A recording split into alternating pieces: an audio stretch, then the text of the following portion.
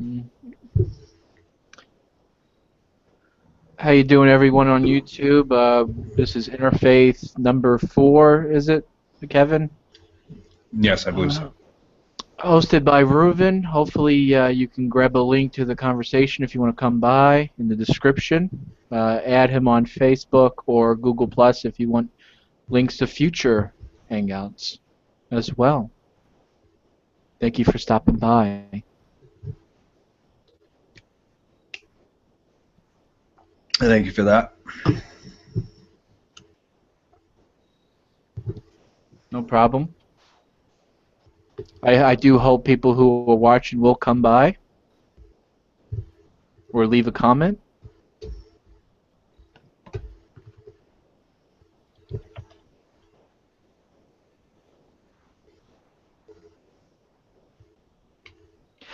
No problem. I'm glad that I can be of help, Reuven. Welcome, Path. I got the title of Hangout Goy.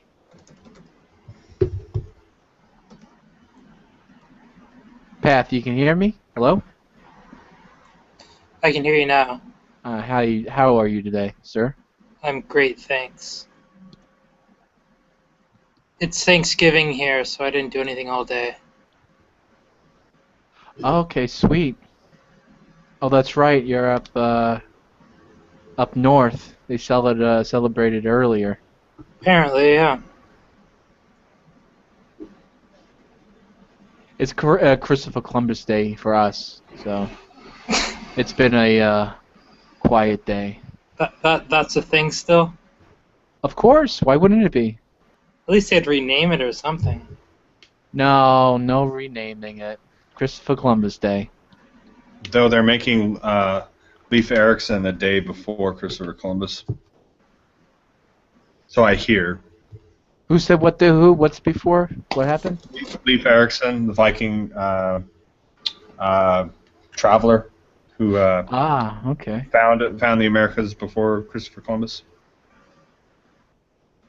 As my friend likes to say, the only thing Obama did right. I went to the Viking settlements in Newfoundland and Labrador a couple of years back. It's How was pretty that? cool. Yeah. It was really cool because they're like built inside of the ground. They're kind of like mound structures. They kind of look like hobbit holes, I guess. Your geek is showing, sir. Sorry. Mm. Obviously, Hangouts aren't the right place for that, right? I don't care. I'm a big nerd myself, so. No judgment, just terrible jokes at your expense. I'm outside at the moment, so I don't know if my internet connection might flake out for future reference. You should be fine for the time being.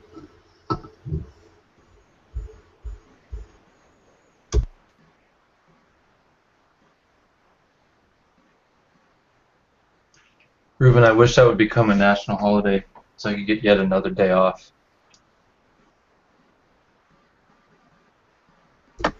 It'd be particularly good if it was a weekend.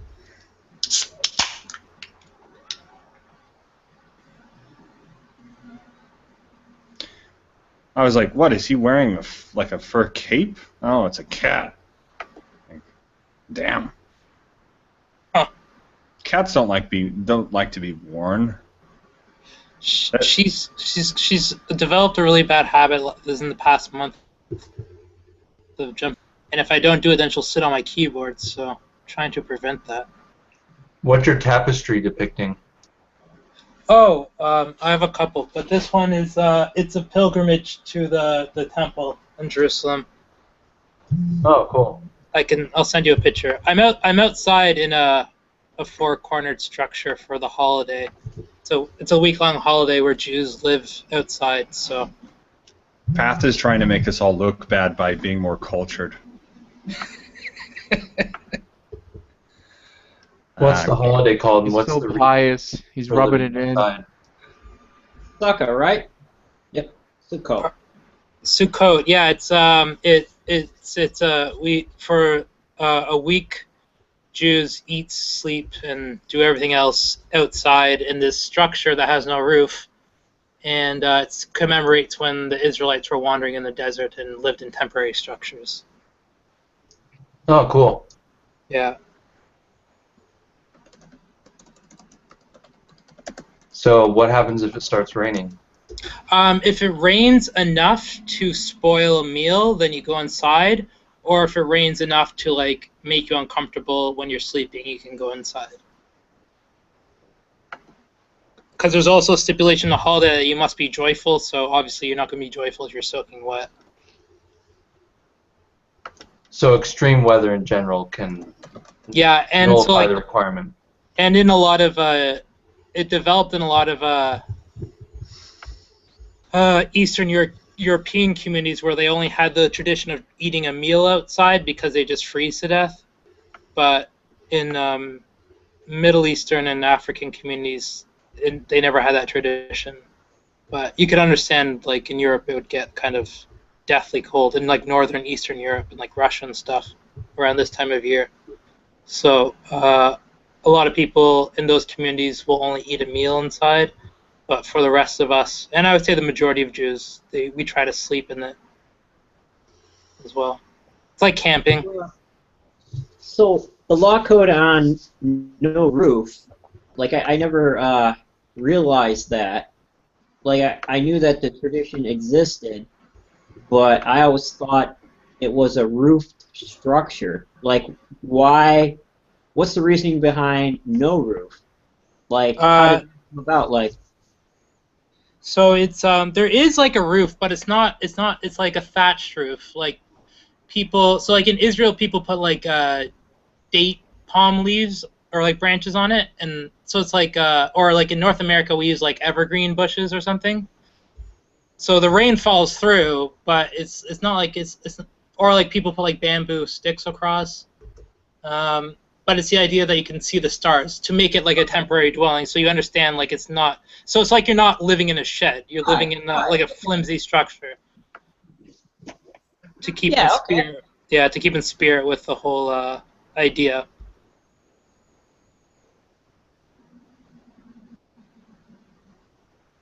It's like that tough kind of life.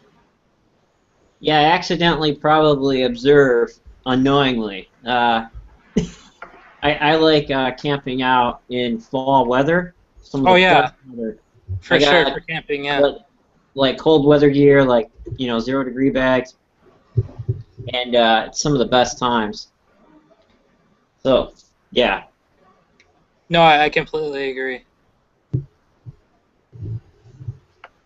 Yep.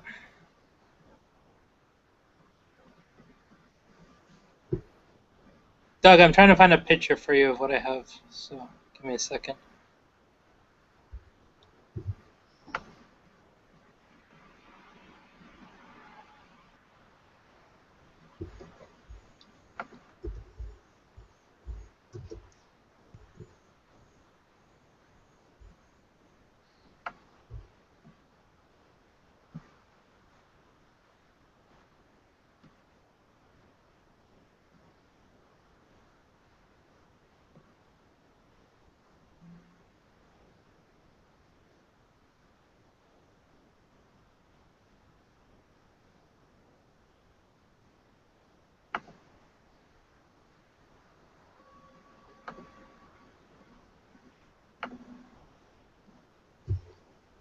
Anything on anyone's mind?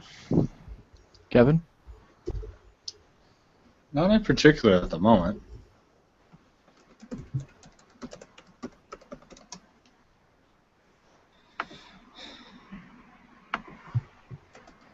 There's a little thing going in the comments section for those who are watching, talking about how beautiful Path is. Oh, I'm illuminated from the light. Huh? yeah. I got a question Whoa, for Pat. I look Caucasian. Hey, Doug. Remember a few chats back where we came across the word demons in the reading. In Deuteronomy, yeah. And Path was absent, so he couldn't explain it. And I knew that I would save the question in my mind, and I kind of researched it, and I had no understanding on why they would use the actual term demons in Deuteronomy. I think it was, I don't know which one it was, maybe 32. It was used twice. And to me, it's kind of too early to be using that kind of terminology in Deuteronomy, considering like a lot of that influence didn't come until maybe the Assyrians. Like, I also understand like sometimes, especially in newer translations of the Tanakh, words that can intentionally be misused by Christianity are sometimes avoided. You know what I mean? Like, instead of using the actual Satan, it will be the accuser. You know, because out of maybe retaliation for the Western mind to automatically associate with the Christian Satan idea, you know, like the accuser ends up being a better definition because it's understood differently. So I wondered why maybe translators didn't do that to demons. Now I heard, you know, like sons of Belial, you know, which are troublemakers, like the sons of Eli were described as that. And me and Doug were wondering in that chat why, you know, demon was used in the Old Testament, and if you could shed some light on maybe the Jewish view of that, or like how maybe we should view that in a Jewish like way, and maybe where that came from. I don't know if you can help us out or not, but Yeah, I can't picture it being used in the Torah or even in Tanakh. Like, there's concepts of evil spirits, but those are usually attributed to like mental disorders. Like with Saul, it says he was conflicted with evil spirits when he clearly had a mental disorder. And then, like, even up until the point in the medieval era, they would use the concept of evil spirits as a euphemism for suffering from melancholy and stuff. It wasn't so much they're ignorant of the science. They would say things like evil spirits such as depression. So they didn't view it as like, because they viewed the spirit as a connection with God. So something like bipolar disorder or depression would be an evil spirit because you wouldn't be really connecting with God. But as far as like demons go, I know demons are mentioned in the Babylonian Talmud, and it's arguable if they're like actual beings, because the commentators on the Babylonian Talmud in the early, I would go as early as at least as early as the 7th century, would say that they would be commentating on the Babylonian Talmud. They also say like demons aren't actual things; they're concepts. But then you also have more mystical people of more mystical Kabbalistic schools that would say that demons are actual creatures. But as far as the Torah goes, it would probably be a translation of a false deity. And but I mean, I can't really think of that. I don't remember reading the Torah and saying demons. I would have to see the verse. Yeah, it's actually I got it here out of the R Scroll Kamash, and Reuven was nice enough to give the reference here in the side chat, and I'll just read it. Yeah. And this is what you're saying is exactly why I thought maybe that this translation wasn't maybe the best translation by the translators. You know what I mean? For that reason that you're saying. And Art Scroll isn't. I wouldn't say it's a good translation. It's a good resource.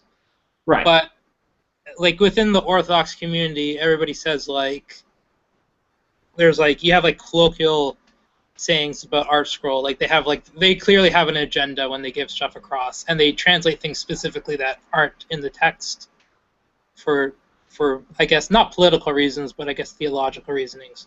Oh so yeah, people, we're used to that. Yeah, I know. Yeah, so it happens too. I do prefer the Quran, that's for sure, because I think they take a very a literal translation of the text, especially if you look at the Tanakh. Like if you look at the Art Scroll Tanakh versus the versus the Qur'an Tanakh, it's like there's huge differences. I'm not even talking about how they translate Shir Shirim, because the article doesn't even translate Song of Songs at all. They interpolate the entire text. It's kind of ridiculous, but I understand why they do that. Anyways, I'm going to look at that verse. Sorry. Yeah, that's all right. Deuteronomy 32:17. They would slaughter to demons without power, gods whom they knew not, newcomers recently arrived with whom your ancestors did not dread.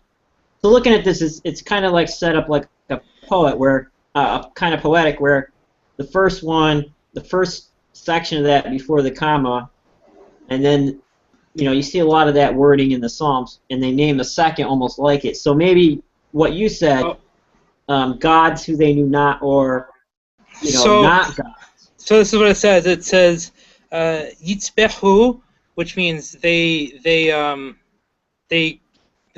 sacrifice to the shedim, which it is like a demon. It is. It's like towards two demons, but not like shedim are like lesser deities, but like evil. It's like how you would describe it, like a demiurge or something. Okay. But I could be wrong. So it says yitzbehu, they would sacrifice the shedim towards shedim, however, like demons. Lo Elohai, non-gods. So they would sacrifice unto demons or whatever, non-gods, or not gods, not God. Yeah, not. It's not God in the singular. It's like they would. I would have to do it in plural. They would sacrifice unto demons, non-gods. But and then it says Elohim. I think in this context would be gods. Lo Yehadud Dum, gods that they did not know. So they sacrificed unto demons, non-gods.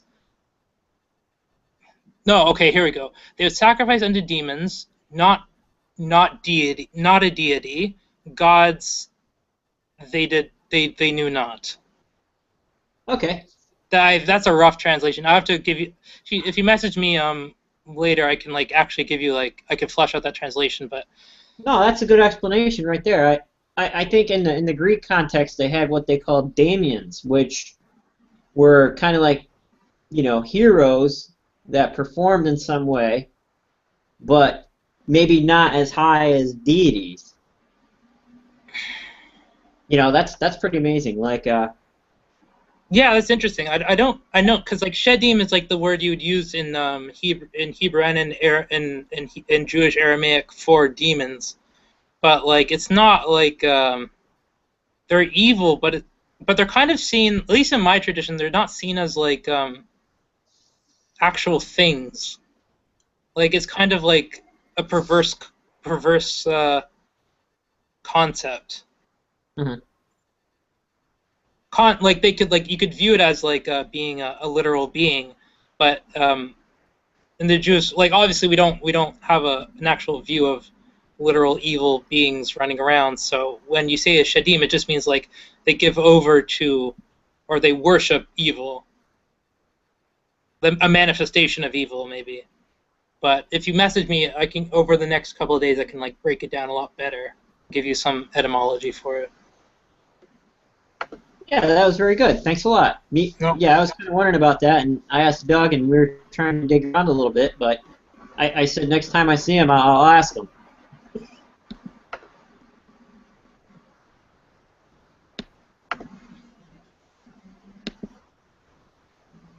Welcome, y'all. How are you tonight? Hey, you're hot, so we can hear you. Okay. I was going to say before pass, the word that you used for demon in Hebrew, it was shadim? Yeah, that's plural. Yeah, shadim, yeah. Plural. Shadim, okay.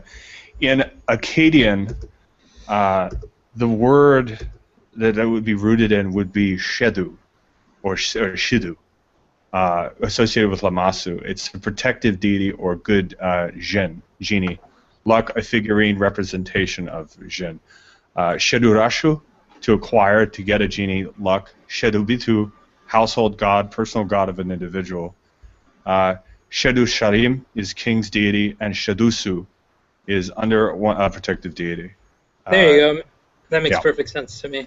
If it's used as Shedu Lumnim or Lemnu, it's an evil deity or evogen. I'm going to run and get an etymological. I can't speak today. Etymological. Etymological dictionary. I'll be right back. Yeah.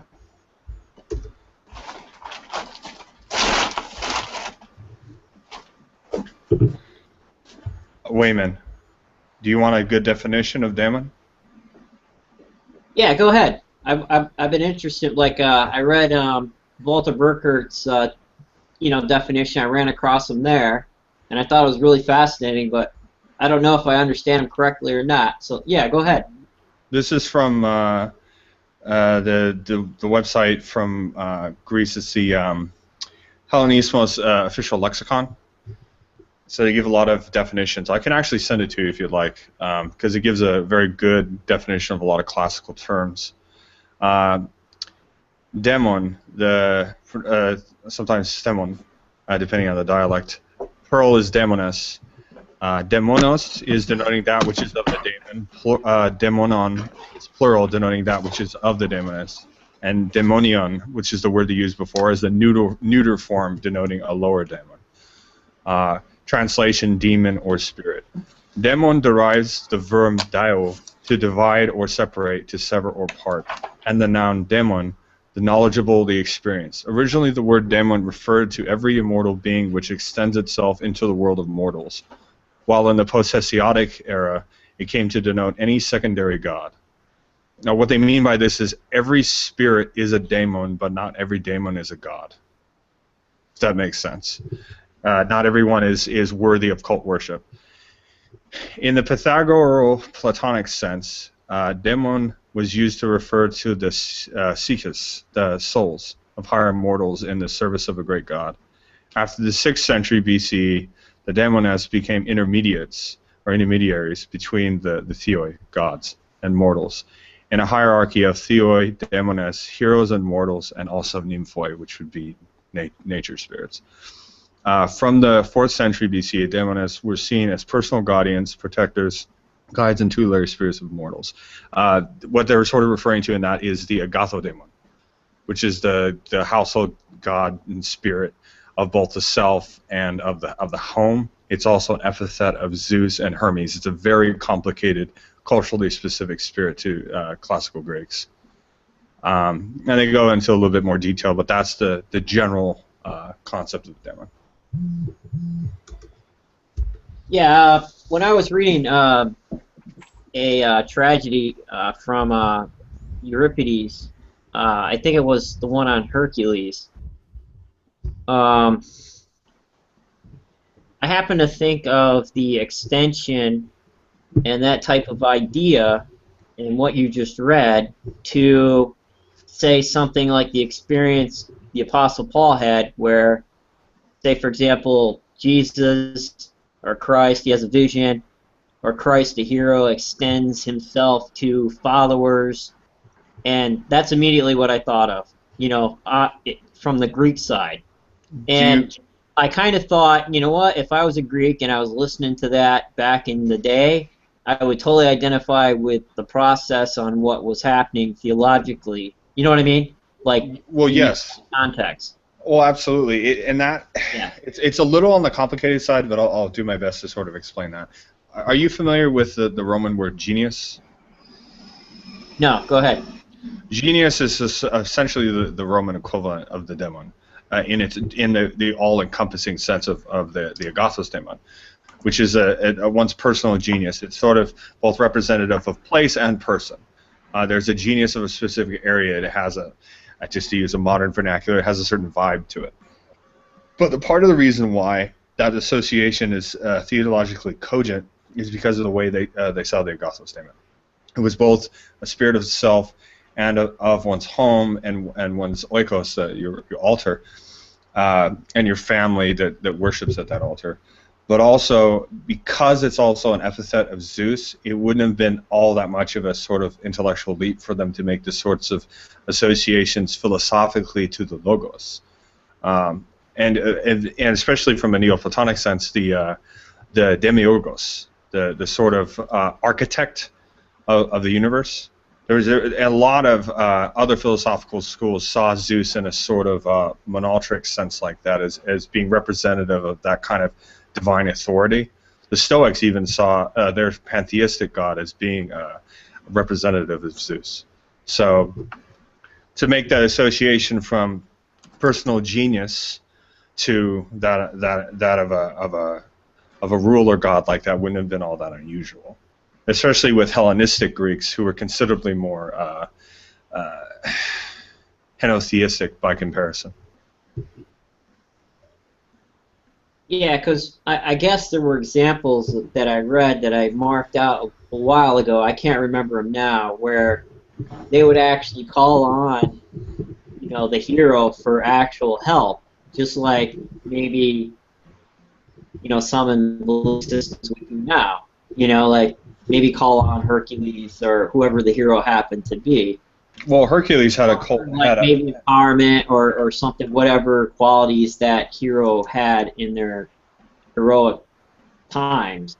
You know, I guess maybe I'm getting it right. No, you're definitely close. It obviously depends.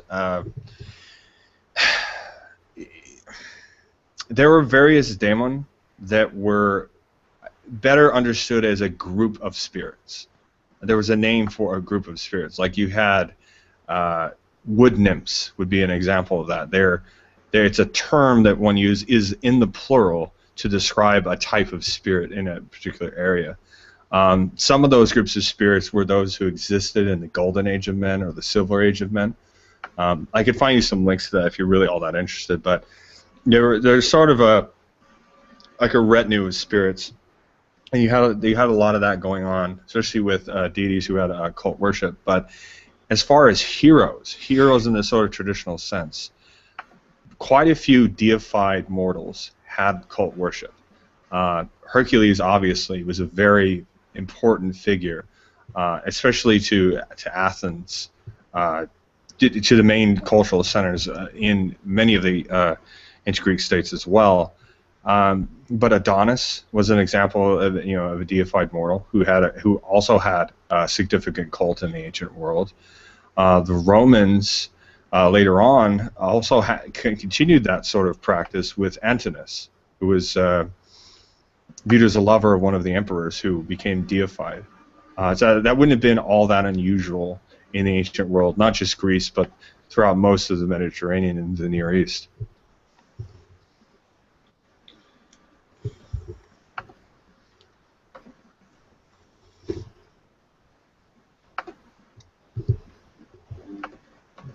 I hope that answers your question. Yeah, thanks. Yeah, go ahead, Path, if you got your dictionary. I'm interested to hear what maybe you dug up here. So it only breaks down the word, the root word, which is actually a name of God. It's Shin Daled Yud, which would be Shaddai. And this is how it breaks it down. It says, in Hebrew, it would be the Almighty. Attempts have been made to find etymology of this word. Is generally derived from the sense to overpower, I guess it would how you translate it. Hence rendered almighty. Some scholars compare it with the Akkadian Shadu, mountain. Others connect it with Shad, which is breast, and render the name, i.e., a provider, sustainer, like related to breast, like provision. Still others derive it from the base appearance in the Aramaic shada, he hurled, he threw, and translate the word as by the hurler of the arrow, the lightning, and thunder. Several scholars referred to the Arabic sada, he stretched out his hand, or sa'ada, sada'a, he deepened, he heaps benefits, he reconciles persons at enmity with each other, and render Shaddai by dispenser of benefits, the protector of peace. In this case, the form that we're talking about could most easily be explained as forgiver. Our sages explained that Shaddai as Shaddai would equal to whose divinity suffices every creature. I like back to the idea of a sustainer. Aquilius, I can't pronounce these. They're like Greek names. Aquilius Symmachos and Theodotion render Shaddai as, I can't pronounce this, Ikachos. I think it's a Greek word. Can you type it? 1 second.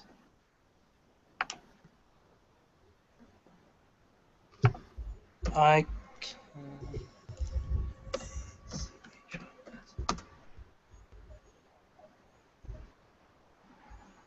And they're saying that means sufficing or sufficient. Thus following the explanation of our sages.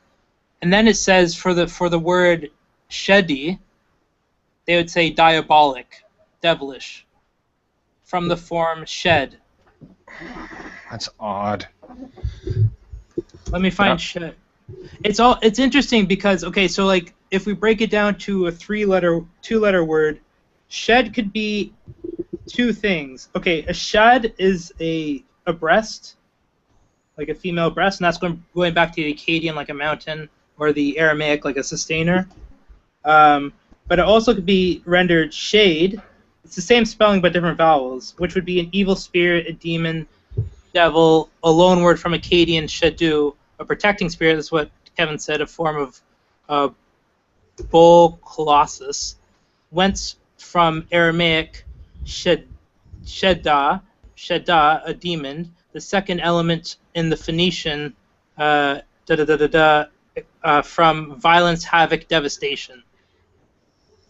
So, not to get any step on anybody's toes, but it could either be a female's breast or havoc and devastation. I don't know how you want to render that. Yeah, some scholars that I've read, and me and Reuven, when we were reading that text and we researched it, and breast came up, he posted a little anime of, a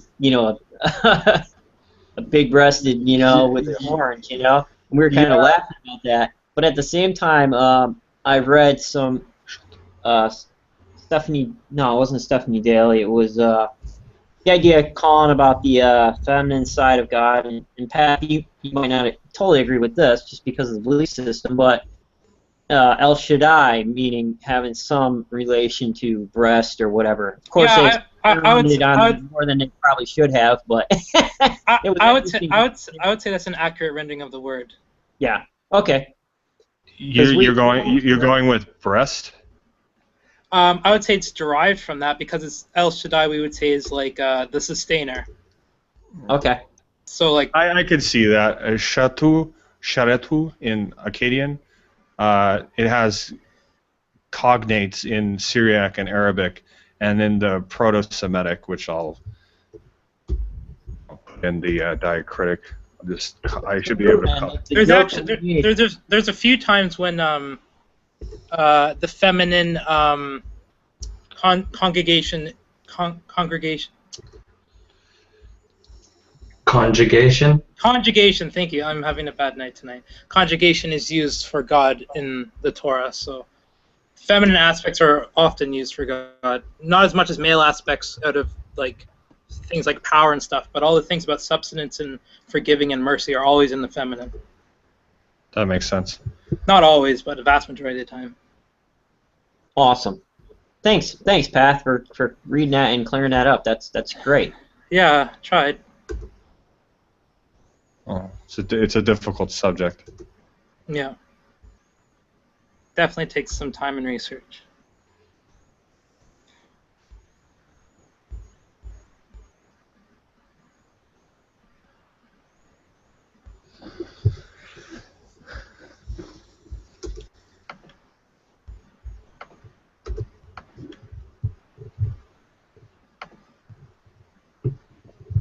At least it's not Sumerian. All right. So they had a huge article on BAR with Jewish incantation bowls. So moving like in New Testament literature and probably that era, it seems like you can't swing a cat around by the tail without hitting a demon someplace. Like how is that today in Jewish theology? Like, is that something that people overly worry about because of outside influence, or is it just be like, look, relax, they're non-gods, or did some take them more seriously than others? All three positions exist. Oh, okay. But I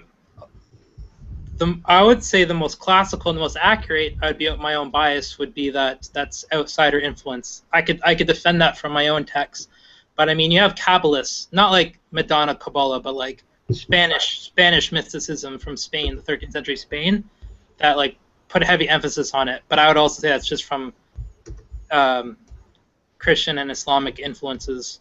But I'm not going to say that they're I think they're wrong, and I think it's deriving from outside sources. But I mean, I'm not going to say it doesn't exist in Judaism, because there's definitely schools of thoughts that have those views. But what's interesting, I saw some Jewish incantation bowls both in Israel and here in Toronto, and at the museum. And a lot of the incantation bowls that we have preserved now aren't Jewish, but they're actually Mandaean. So they're set up the exact same way, like they're the same shape, and they're the same script. And they always have like it always at the center of the bowl. It's never finished. There's always like a picture, or it's just like there's nothing at the bottom of the bowl. It's the exact same style. So if you want to learn about incantation bowls, the best would be to talk about Mandaean, because they have like a living tradition of using them. Awesome. Yeah. But I've seen a bunch of them. Yeah.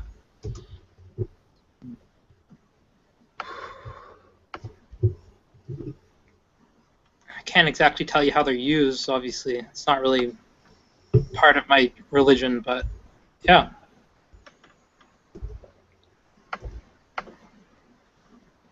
So since we're on the topic of demons, and on the other side, on the Greek side, I ran into in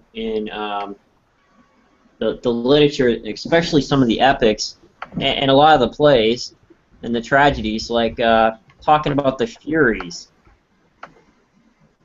Mm-hmm. And so, like, explain a little bit like what they were and how they function, maybe, Kevin. Because I think it may relate to what we're talking about, definitely, because the characters in the epics seem to be worried about them. Fates? Or the Furies? I believe it was Furies, I think. Okay.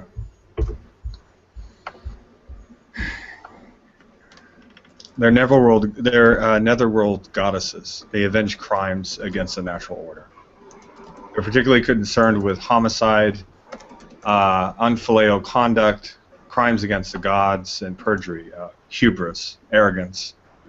A victim seeking justice could call down the curse of the Furies upon the criminal. The most powerful of these was the curse of the parent upon a child. For the Furies were born of just such a crime, being sprung from the blood of Uranus when he was castrated by his son Kronos.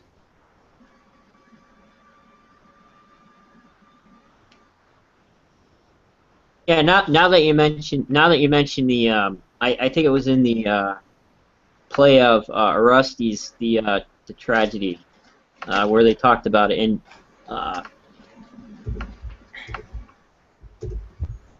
it seems to me that they were worried about it because he killed his mother for killing Agamemnon when he came back from war in the bathtub.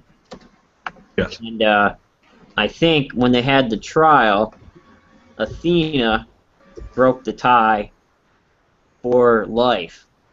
There was some kind of tie, and should he die for committing crimes against his mother? And it's been a while, but I thought it was the Furies that they called, or something on that, but I'm not quite sure. It's been 2 years.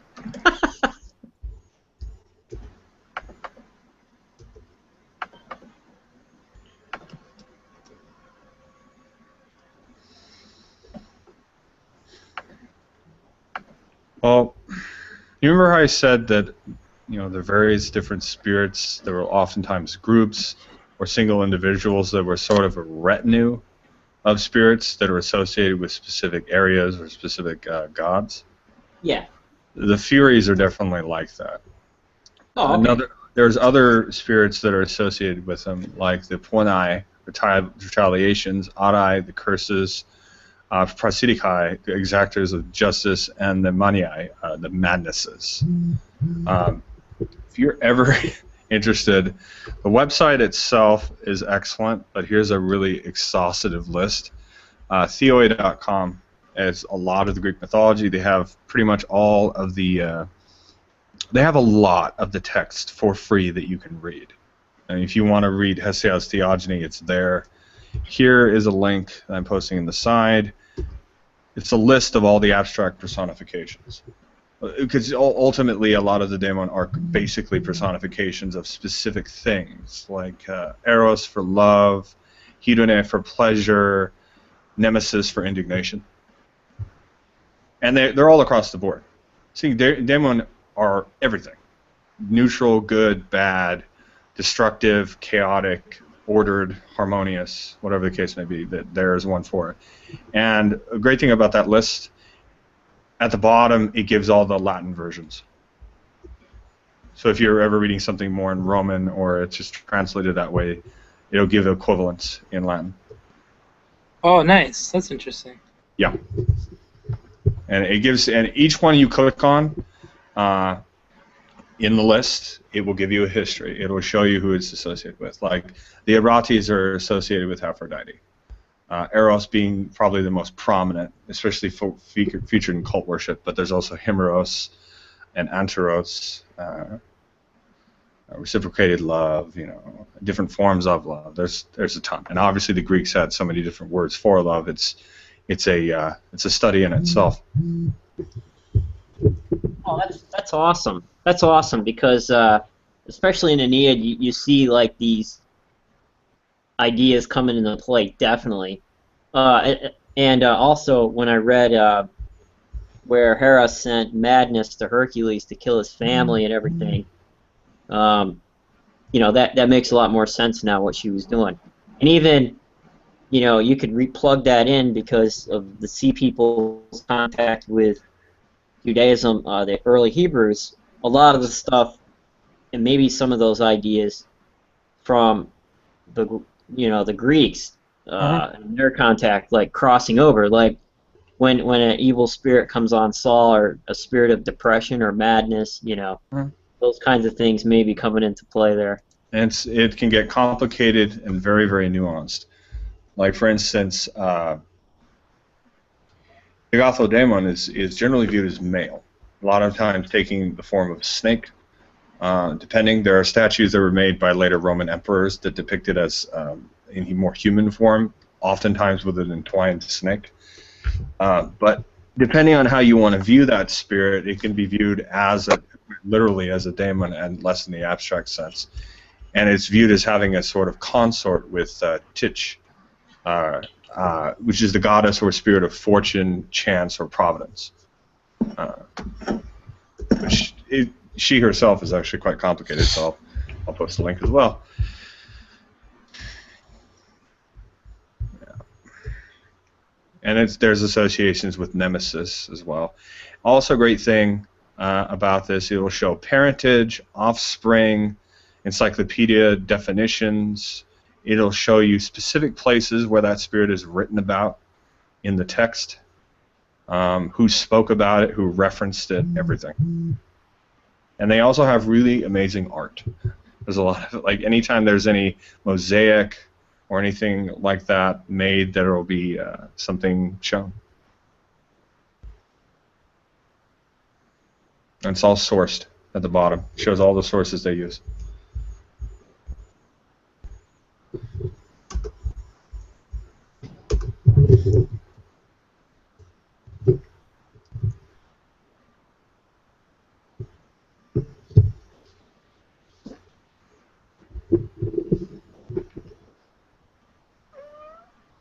I hear a cat. Oh, sorry. That's me. You don't have to apologize for a cat. I'm just being funny. I've got a few, or a couple Oh. now. Well, I see how it is. Yeah. That's how it begins. I've never lived a year of my life without a cat. Really? Interesting. Yeah, I've had a bunch. 7, 8 cats maybe so far. Sweet. 2 right now. Yeah. They're good company. Oh, most definitely. If you're patient, at the very least. That's true. What's up? What were animals like in the Hellenistic tradition? Did they play any symbolic role in any way? Oh, Because I know absolutely. people are always depicted, but I don't really see animals that much, like lifelike animals at least. Well, I mean, it's a little less animalistic, as you might say, the Egyptians were, but there were definitely associations, especially in art. It was quite common for certain deities to be depicted with animals in the area, or in certain myths that there'd be animals depicted. It varies a bit. I had a list here that was pretty good. It was an overview, but like I could just mention offhand here, Apollo was often associated with ravens, sometimes with wolves, other times with hawks, though birds of prey were almost always associated with Zeus.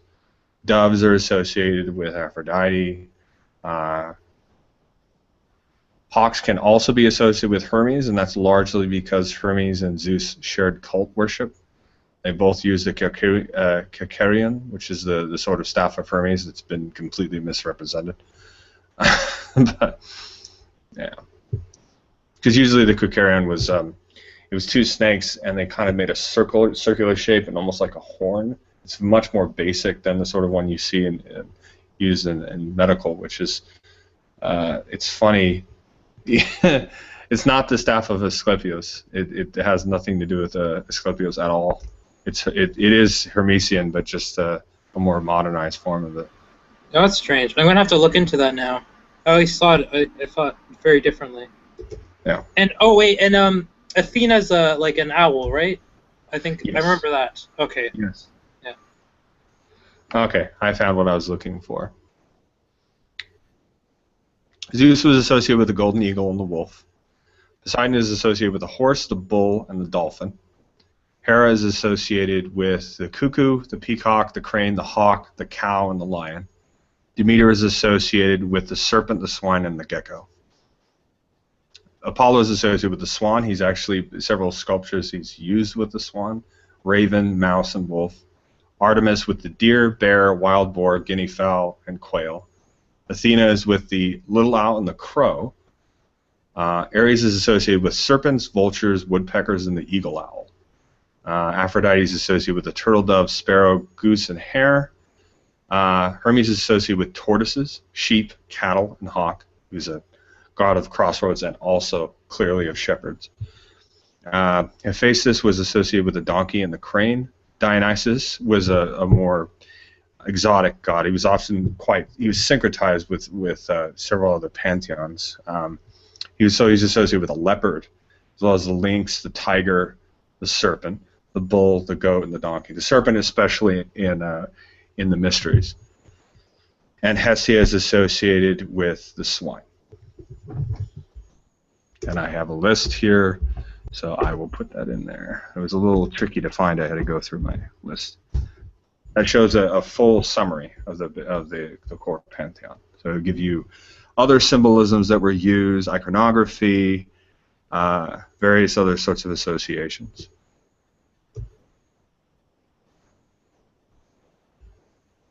And it's a really good list because it also shows the various titans that were viewed as important in cult worship. Because some titans were viewed as imprisoned, Others were viewed as almost evil, and then others were valued quite a bit. Like Themis, the goddess of justice, was one of the Titanesses. She is seen oftentimes at the right hand of Zeus.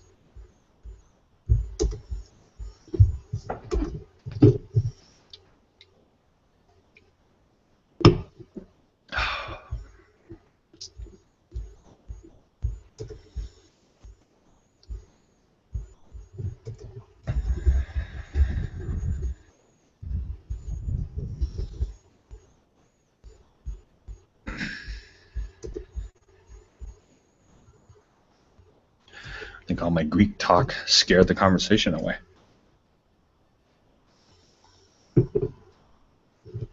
I'm still here. I'm just listening. I figured as much. I'm just being funny. That's all. What about you, Path? You still there? Yeah, I'm here. Okay, cool.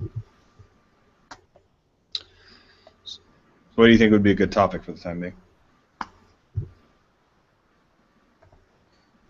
Is there any questions you wanted to ask? Or? I want to get somebody else in here not talking. Oh, I see. Doug or Wayman.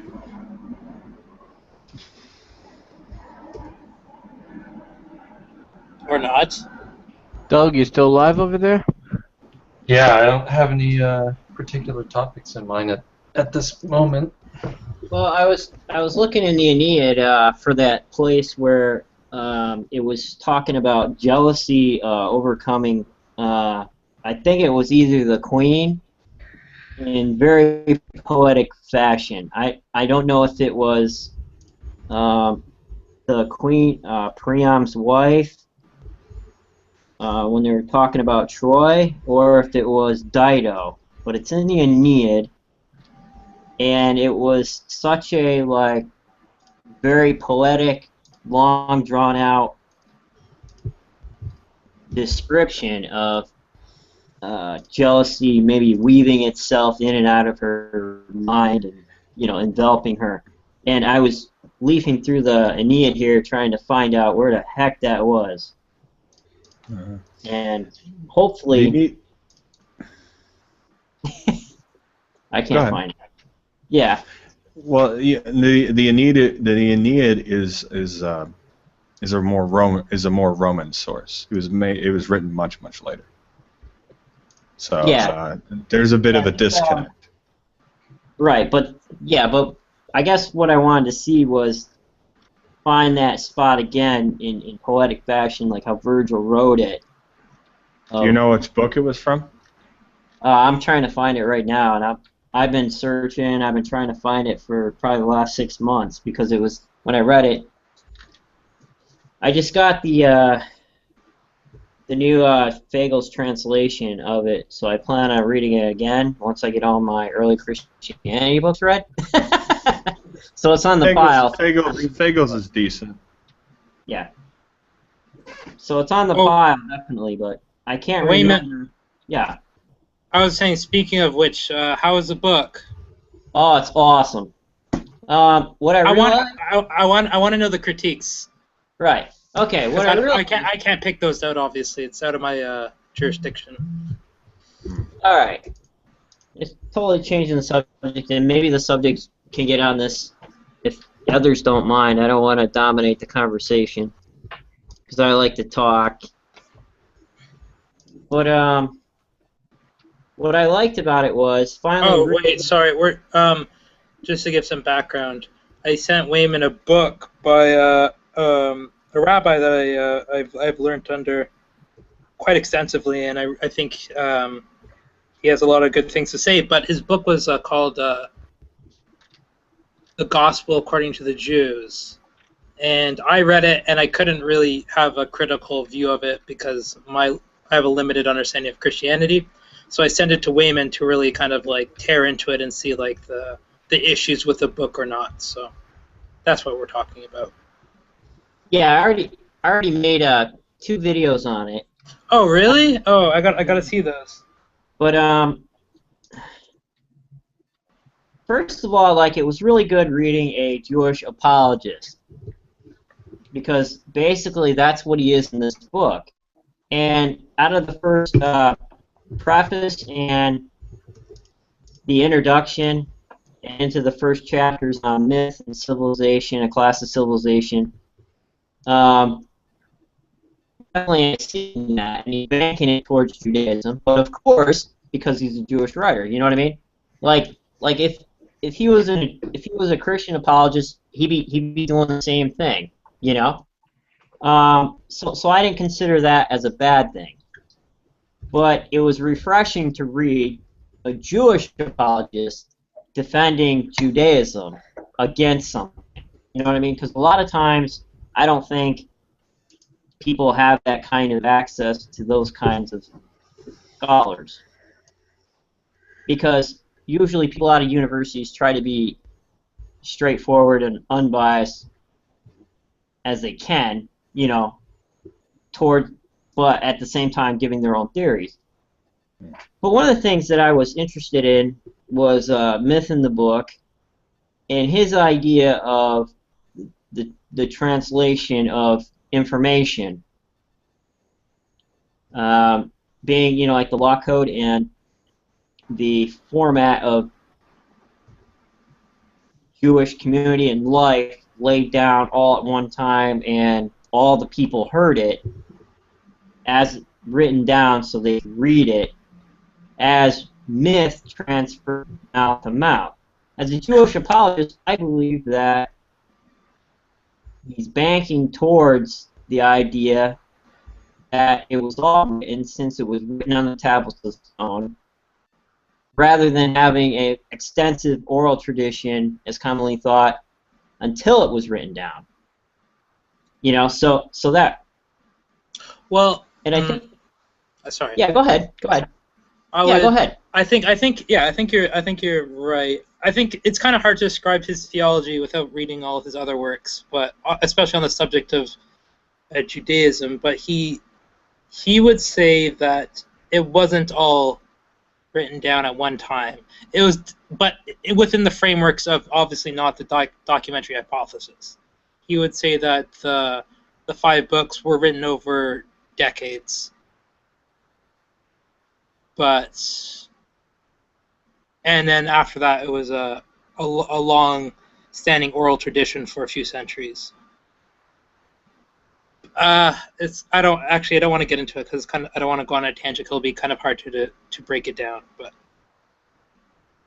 I would suggest people reading one of his books, but it's really lengthy, and if you don't really have a background, it's kind of hard to get through. But I'll still suggest it if anybody wants a good breakdown of Judaism and like the concept of its development. Yeah, I definitely plan on. I didn't mean to cut you off. Keep on going again. Yeah, I definitely plan on getting more of his books because I'm interested in it. Like a lot that he had to say on the Jewish response almost to Christianity in this is, you know, coming out swinging, which is kind of refreshing to me personally.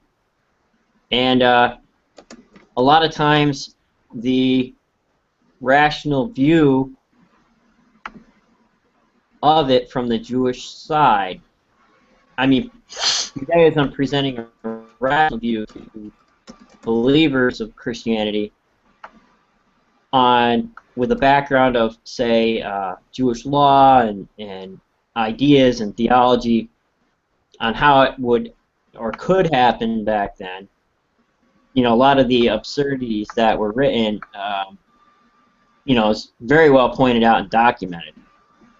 But then, like, I worry about it too, because... Does it seem like one-sided in a way?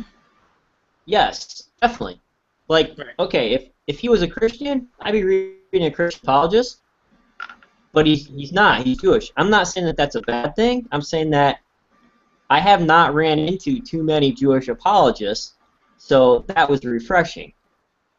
So he is biased towards Judaism, definitely. Like, you can see it in a lot of... I'm saying just off this book alone. Like, I haven't read, you know, like 10 books, but some of the stuff that I worry about. He uses stuff like quotes from like the Jesus Papers, and What are those? Sorry. some question. It's a book that was written where some guy found papers, and I think it was a bestseller, but it was questioned by a lot of mainstream scholars as if it was actually authentic or not. Right. Also, the Tomb of Jesus. There's a lot of possibility there, but it still didn't go on board with mainstream, so it's questionable. And also, the Golden Bough, which by George Fraser, it's awesome. It's one of the first texts that I read early on when I started studying religion. And later on, a lot of times in his interviews, because the type of research was so early, he got a lot of misinformation while conducting those studies. And later, misinformation is taken as fact. And you're building on a false foundation in a way. Yeah, and it's tough. It's tough to see these texts being used or referred to in the notes. Okay, so this is what I do. If I want to read a good book, right? And I say, oh, I want this author's thinking. I skip to the bibliography or the footnotes in the chapters, and I start looking on where he's pulling a lot of his information from. And if I read that material and I kind of have a background in it, I kind of say, okay, according to my opinion and what others think, generally, he's on the right track. But I have used myself the Golden Bough to go against a lot of Christian apologists, and it works quite fine. However, I know that it's been updated, and a lot of that information isn't very valid information as far as how it was collected and interpreted by the peoples he collected it from. And it's all geared towards kind of like an anti-Christian kind of idea. I mean, George Fraser collected large amounts. This whole study is volumes, so it's condensed in a book, one for normal readers like the Golden Bough. But it's been updated. But other than that, he uses Campbell, which I liked, which is kind of old, but still, and a lot of stuff from Carl Jung, and Sacred and Profane, I knew that. And then when he gets into actually early Christianity, he uses really good sources. So, it was refreshing, but the thing that I had a problem with, and I talked about it in my video, was about myth. And I think I went through them all and told what I had a problem with a little bit. But I think his idea of myth is somewhat skewed because he's leaning towards the book and written literature and writing. Epic and myth told over a fire was a lot more than I think the author here would. He's Spanish, right, Jose? Is that how you say it? Jose Far? Jose Faur. So okay, Faur. Yeah. I look like a moron on video trying to pronounce that. Oh, okay. Yeah, no problem. It's an odd name. Yeah, is he Spanish? Yeah, I'm pretty sure he's Spanish, but I think his yeah, exactly. His initial background's Syrian. Yeah. So pardon that if you see the video, I was embarrassed. Okay, so for an example, what I'm talking about, so I'm just not bungling along here. For number 4 on his book, page 41, it says, myths function like graffiti or signposts where the message is captured by everyone equally. Ambiguity is categorically excluded, leaving no room for interpretation, just like there cannot be any room for interpretation of the sign stop or the traffic lights green, red. Myths expect total affirmation and do not allow for dissension or diversity. To me, that's false. Simply because you had a lot of ideas of the epics, and they definitely branched out as the bards told them. You get examples of this even in the epic itself, where in the Odyssey, where the singer is singing in the house of the beautiful Penelope, songs of the wars of Troy that Odysseus didn't return back yet from 20 years later, about the wars, and everybody sang them about heroes and gods, and plays were written about them. You know, you have the tragedies about what could have happened to these people and extensions on this. So it wasn't exactly concrete, and that's where I think, you know, maybe he missed the mark there on that one. Number 5, he says myths exclude dialogue, that is, the act of speech between the first and second person. The conveyance is always hierarchically structured from first-person platform, pronouncing the myth to a public that is excluded, in quality absentee from questioning the speaking subject. Emotions and questions were displayed, and I think that's why some of the tragedies were written to maybe change the outcomes of the epics themselves. So this was a public response. People had emotions to be cried, and even Socrates in the dialogues talks to has a dialogue with a actor who would put on these kinds of speeches and recitations. But I think even Socrates in his philosophy, according to Plato, banked and used a lot of the ideas from the Iliad. They were always talking about Homer. Like Homer back then was kind of like biblical literature that we see today. It was like a framework in a way? Oh yeah, morality, everything. How you should act, how you should not act, what you should do, what you should not do. You know, it was quite amazing. And it was, in a way, fluid, because these stories, you know, being told orally around a campfire,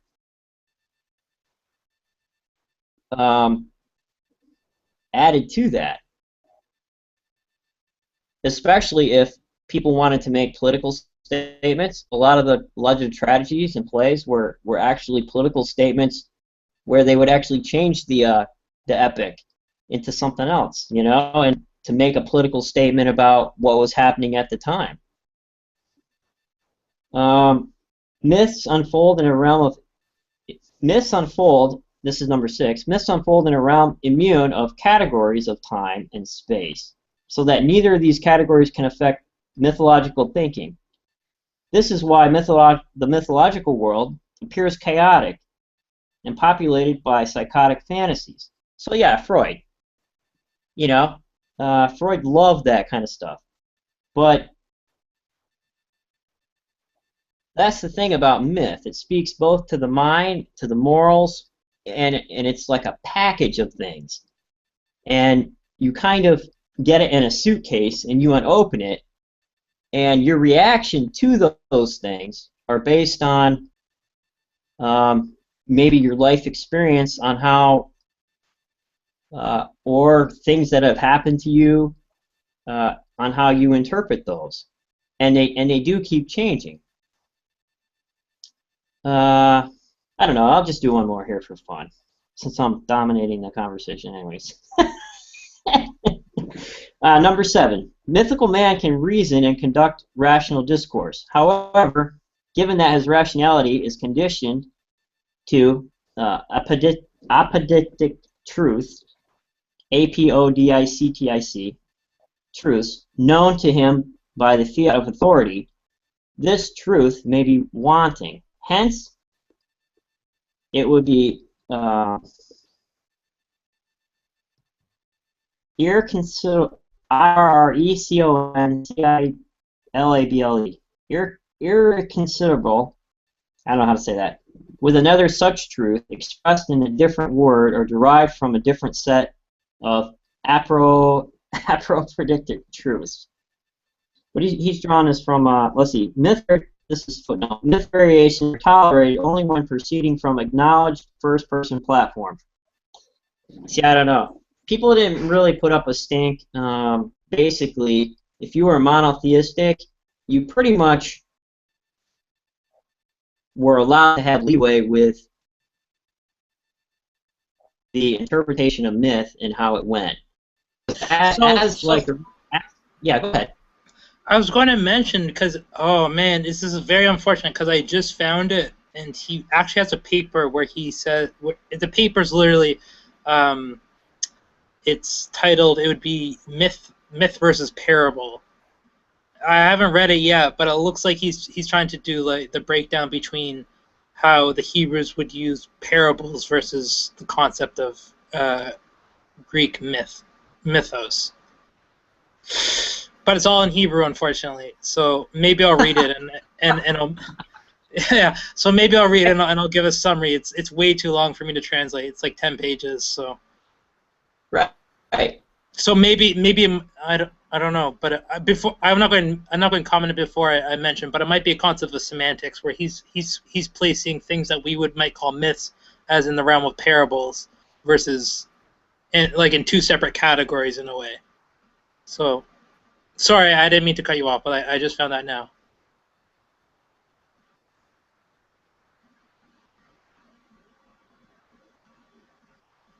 Yeah.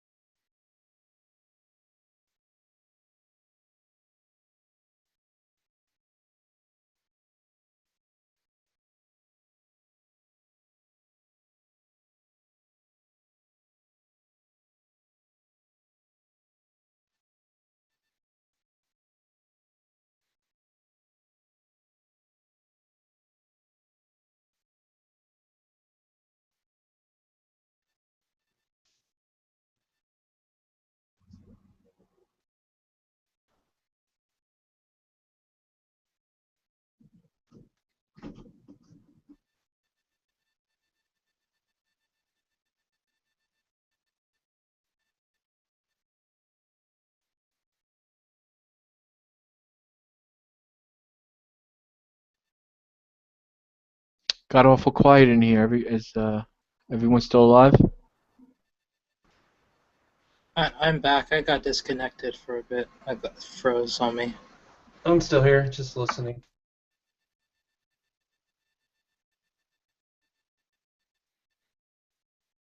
Where did Wayman go? Did he disappear as well?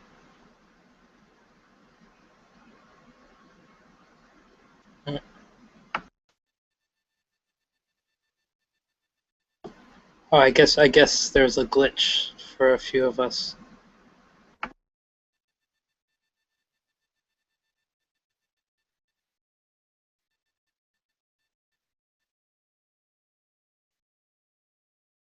All I see is Jordan's living room there.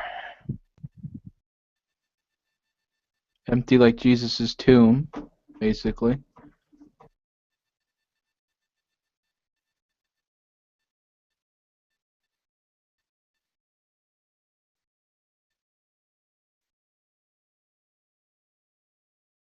So I saw they're making a movie, like a big budget Hollywood movie about the Rapture with Nicolas Cage.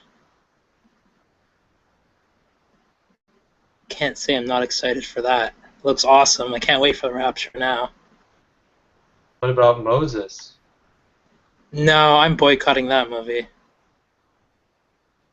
You don't like Bruce Willis' version of Moses? Lots of explosions and killing?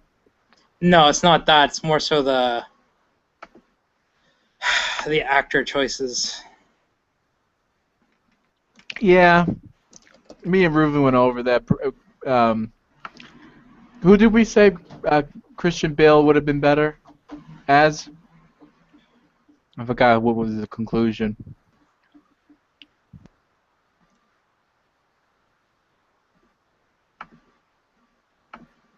Oh, he wants a brown Moses. Okay, I hear you. Not just yeah, I definitely want a brown Moses, but I more so that I have a bigger issue with the Egyptian cast because like we have busts of what they look like, and, like they don't look like the actors they chose.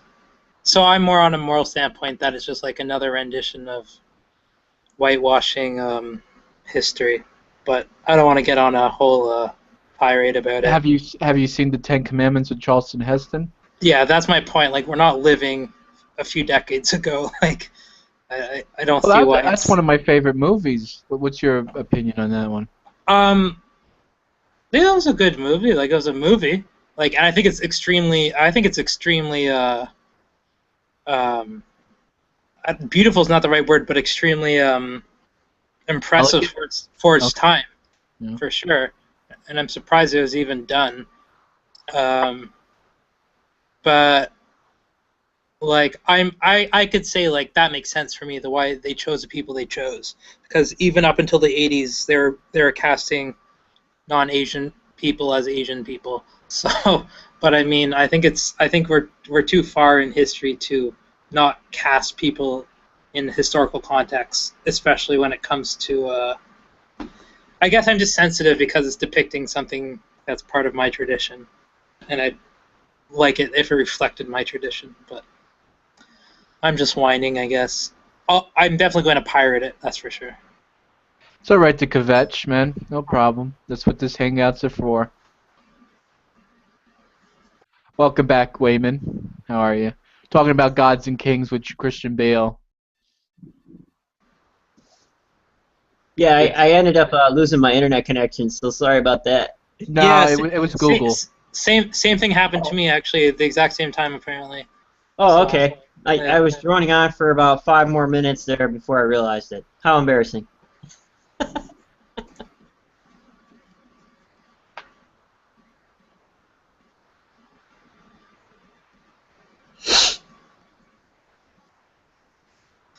Um,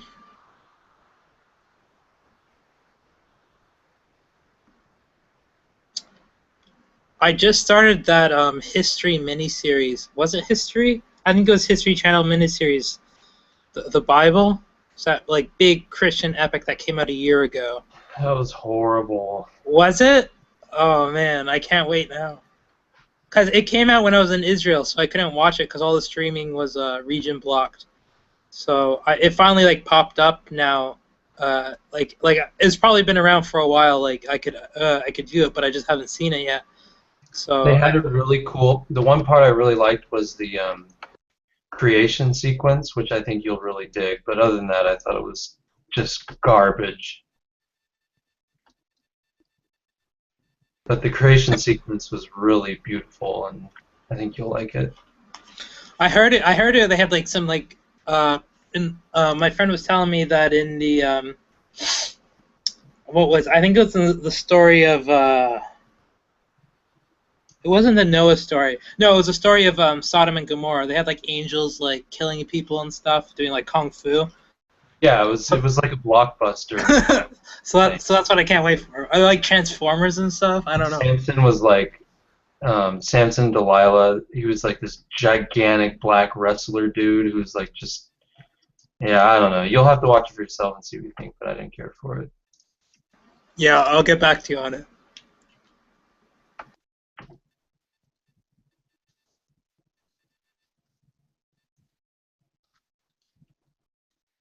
Anyone here seen the Noah movie? Yeah, I liked it a lot. I thought mean, it was wasn't awesome. biblical. but it was a great movie. I thought it was a good movie. I didn't understand what was going on, but I thought it was a good movie. I love those rock monster things. Yeah, that's all we need now is the atheists now coming out. Well, where's the rock monsters in the Bible? They're in there. They're in there. Yeah, I just tell him to text Savinic. Oh, yeah, that's right. That makes... Oh, I didn't even think about that. The fallen angels, yeah. They were entrapped in the earth. Oh my goodness, I can't believe I didn't make that connection. I have a really good copy, like it's a singular copy of the Book of Enoch. It's based off of the Ethiopian text. It's a translation and it's parallel. But oh my goodness, I can't believe I didn't think about it. I thought it was just some like random like Hollywood like pennon in the script. Like, you know what this needs? We need some monsters in here. We need some like crazy CGI effect like Lord of the Rings action going on. But I didn't even think about where they might be drawing that from. What's actually interesting about that movie is in the beginning sequence when it talks about Adam and Eve, they're shown as beings of like light. Like I don't remember if you know that they're like they look like aliens, and that's actually from a Jewish midrash. A midrash is like a parable or a non-literal account of history, and it says that before the fall, Adam and Eve had like translucent skin, and it's shown because like their souls, I guess their souls shone through. So it's not like we don't actually believe that happened, but it's kind of like a lesson to be taught about the concept of like righteous deeds versus non-righteous deeds and like the effect they could have on you and on your character. And I thought that was really interesting that they took that straight from like a very not archaic, but like archaic for the majority of the world Jewish text. I liked it. I mean, it wasn't. I liked some of the things they did with like that and the angels being entrapped in stone. I thought they made some cool choices. I like watching all the reviews by like Muslims and Christians on the movie on YouTube. It's hilarious. Yeah. It's like a travesty in their eyes. It's like the coming of Satan or something. Yeah, unless the movie's basically just a recitation of the text exactly, they're going to get pissed off. It's like, Well, has anyone ever heard of an artistic adaptation? Come on, give them a break. Yeah, their interpretation of an exact rendition of the text. Yeah. Movies like Son of God and all that kind of stuff, they take great liberties with the text. Well, I haven't seen Son of God. I meant to see that actually in theaters, but how was that? That was like 2 years ago now, I think, right? Yeah, it's been a while. I'm sure I can find it. Yeah. Okay, here's my question. How does it compare to Passion? Because that's the only Jesus movie I've ever seen. I couldn't stand Passion. Yeah, I haven't seen Son of God. I just hear Fox News crying about it and reviews on it, you know. I couldn't stand Passion or the Bible, but I'd say that Passion is worse. For me, it was way worse. Well, I think the Passion was definitely bloody enough. Like, What do you think? the more gore there is, the more evangelicals seem to love it, you know. So it's definitely crazy. Well, you got to show Jesus suffering more than anybody in history. Well, like, you know, he would have died like 12 times over, but I mean, he is God, so I guess he could take a little bit of a punch. So. Dr. Price calls the movie the Golgotha Chainsaw Massacre. That's horrible.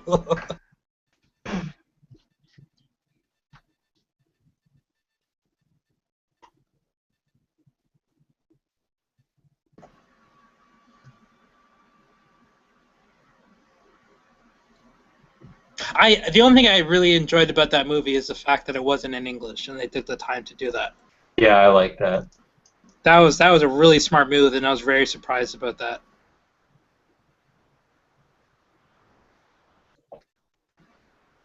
Well, my wife made a deal. She said that I wasn't allowed, that she didn't want to go see Noah with me, But I had to wait until there was a film that she liked, so I could go to the Noah movie and she could go out to her own movie because she didn't want to sit through the Noah movie. I talk way too much about religion in the house. She'd probably go crazy if she's seen it. Super romantic, yeah. I'll see you in 2 hours, honey.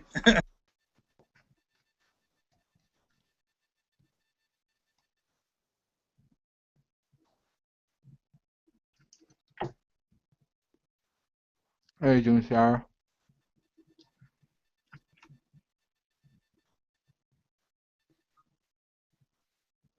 I wish they would have done a bigger.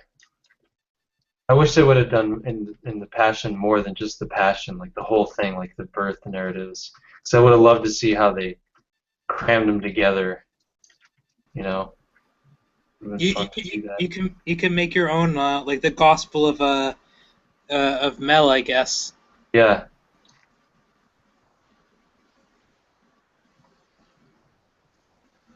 Kevin, this is a good question. Has there ever been a good depiction of any of your mythology or your tales in Hollywood or on the small screen?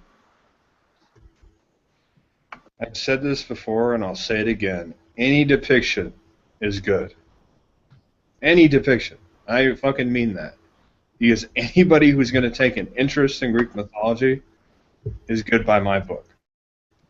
Like, pagan religions, whether they're, Wicca or Reconstructionism like I do, are fucking tiny. I'll take anything I can get to get the new generation of kids to see Greek mythology as something interesting. And actually, I've even argued that having an improper representation can do more good than harm. Because it's like, is Hera that much of a bitch? Or is Hercules fucking like fucking amping it up just for entertainment? And shit like that was like, oh, okay. So she wasn't, and she had cult worship, and there was actually more to her as a goddess, and she had a lot more importance than cult worship. And so that's what I'm saying. Like Percy Jackson, perfect example of that, or fucking God of War or whatever. Because everything now is a meme. Everything now is a sort of pop culture, internet kind of aspect. So keeping some of those interests alive, even just among people who are interested in history, can be a good thing. Would I prefer there to be more accurate representations? Absolutely. But will most people watch them? Fucking no. So I'd love to tell you more about the history of Xena, because that's what I'm really interested about. The history of Xena is a long succession of pubescent masturbation, broken up with really cheesy acting and choreography. So, that's kind of how it goes. Actually, what's really interesting in the Orthodox Jewish community, the only good representation of any of our stories or mythology would have been the animated film Prince of Egypt. Like, everybody loves that film, but any other Hollywood depiction of the Torah, the Old Testament accounts, does not get any play or any acknowledgement here. But the Prince of Egypt is everybody loves that. Like, when Passover comes around, people, every Orthodox Jewish household that has a TV or a computer plays it. Oh yeah, for sure. Synagogues will have it. It's a big thing. But I can't tell you any other film in history that ever got that kind of play. How does the movie with Joseph, the Disney anime, get path? People enjoy that one too, or? Not so much, because there's a lot of there's so much interpolation into it. Just based off of the Joseph story is so small. But if you look at the Prince of Egypt, the ratio between the text and even interpolation versus how much was written into it by the writers is a lot less than with the Joseph movie. So that's what people like. Because a lot of times when people write into it, they write into it from such an obscure viewpoint that we don't understand what they're talking about at all. Because it's usually coming from an atheistic standpoint or a Christian standpoint, reading into a text, so we're just like, what? I don't know the same story you're talking about. So. Yeah, Kevin, I just want to say real quick, there's an excellent writer coming out. Well, he's been pumping out books. It's called The Heroes of Olympus, and it's a novel series. I just realized it when I was in Walmart. It's put out in the young adult section, and they're like stories and novels. I haven't read it yet, but I was leafing through, and let's see, I was just looking it up. It has, oh, where is it? Oh, The Blood of Olympus, The Lost Hero, Heroes of Olympus, Book 3, The Mark of Athena, Son of Neptune, House of Hades. There's like a whole series going on now.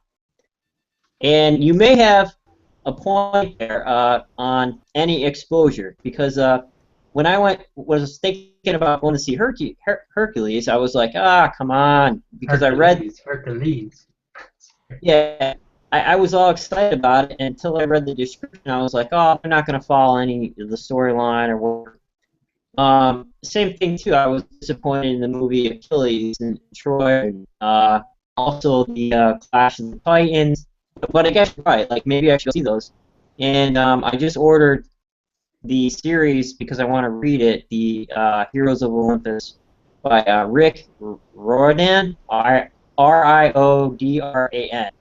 And I got them coming in the mail because I just think it's so awesome and I need them on my shelf that myth is being reinterpreted into society again on this. And Pat, you're right about Hebrew stories. My favorite hero of Hebrew literature is Samson. And I was like, oh man, I need to find a portrait of like the war scenes or something like, and maybe have it hanging someplace, and to find a really good image of that, is really hard because you get a European blonde hair, blue eyes with a jawbone, I know.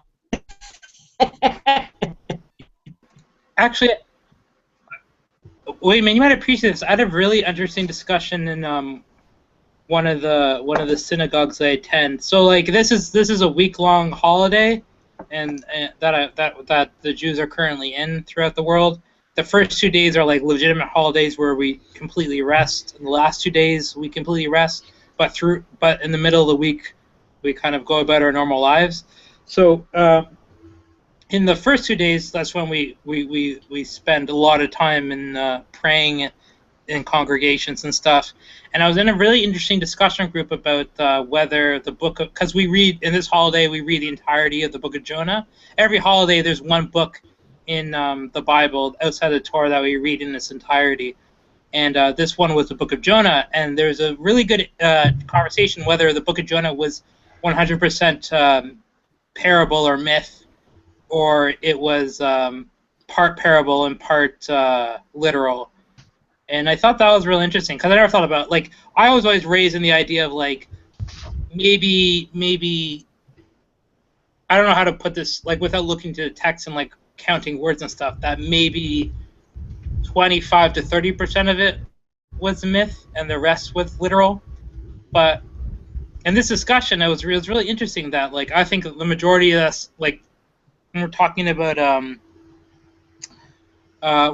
about like a large group of people, there's probably like maybe 12 of us, and maybe 4 or 5 of us were rabbis, and I think the consensus was that the entirety of the book was complete myth and parable, and kind of like how Jews view the book of Job in a way.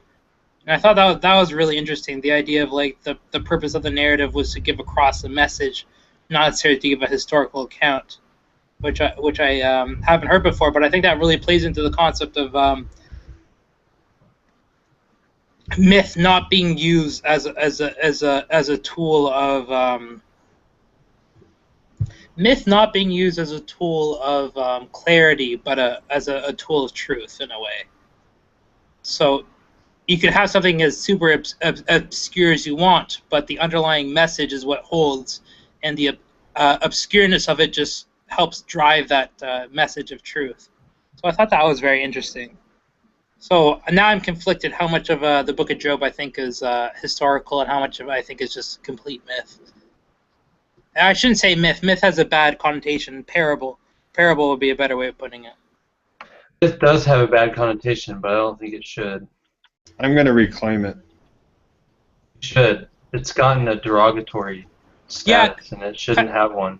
Yeah, for sure. Because when I talk to some Christians, not my Orthodox friends, but at least Protestant people I go to school with, when I talk about I view the Book of Job as myth, they think I'm like a heretic and like there's no truth in it, and it's like I think it's some like construct that's completely made up, and it's just like this like ridiculous kind of fallacy, and I want to throw it away in the garbage kind of idea. But if I use parable, it seems to have like a better connotation than the word myth. Myth seems to be like non-truth in a lot of people's minds. Yeah, definitely. I was going to say... Go ahead. Oh, I was going to say we've been reading this book in the Biblical Scholarship Reading Group Reuven and I host called Legends of Genesis. And he talks about a similar concept about myth. Let me see if I can find it. Yeah.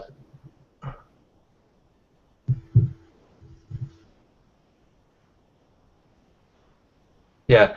The conclusion then that one of these narratives or legends is by no means intended to detract from the value of the narrative. It only means that the one who pronounces it has perceived somewhat of the poetic beauty of the narrative and thinks that he has thus arrived at an understanding of the story. Only ignorance can regard such a conclusion as irreverent, for it is the judgment of reverence and love. These poetic narratives are the most beautiful possession which a people brings down through the course of its history, and the legends of Israel, especially those of Genesis, are perhaps the most beautiful and most profound ever known on earth. So obviously not dealing directly with Job, but talking about that idea that myth isn't necessarily like, derogatory.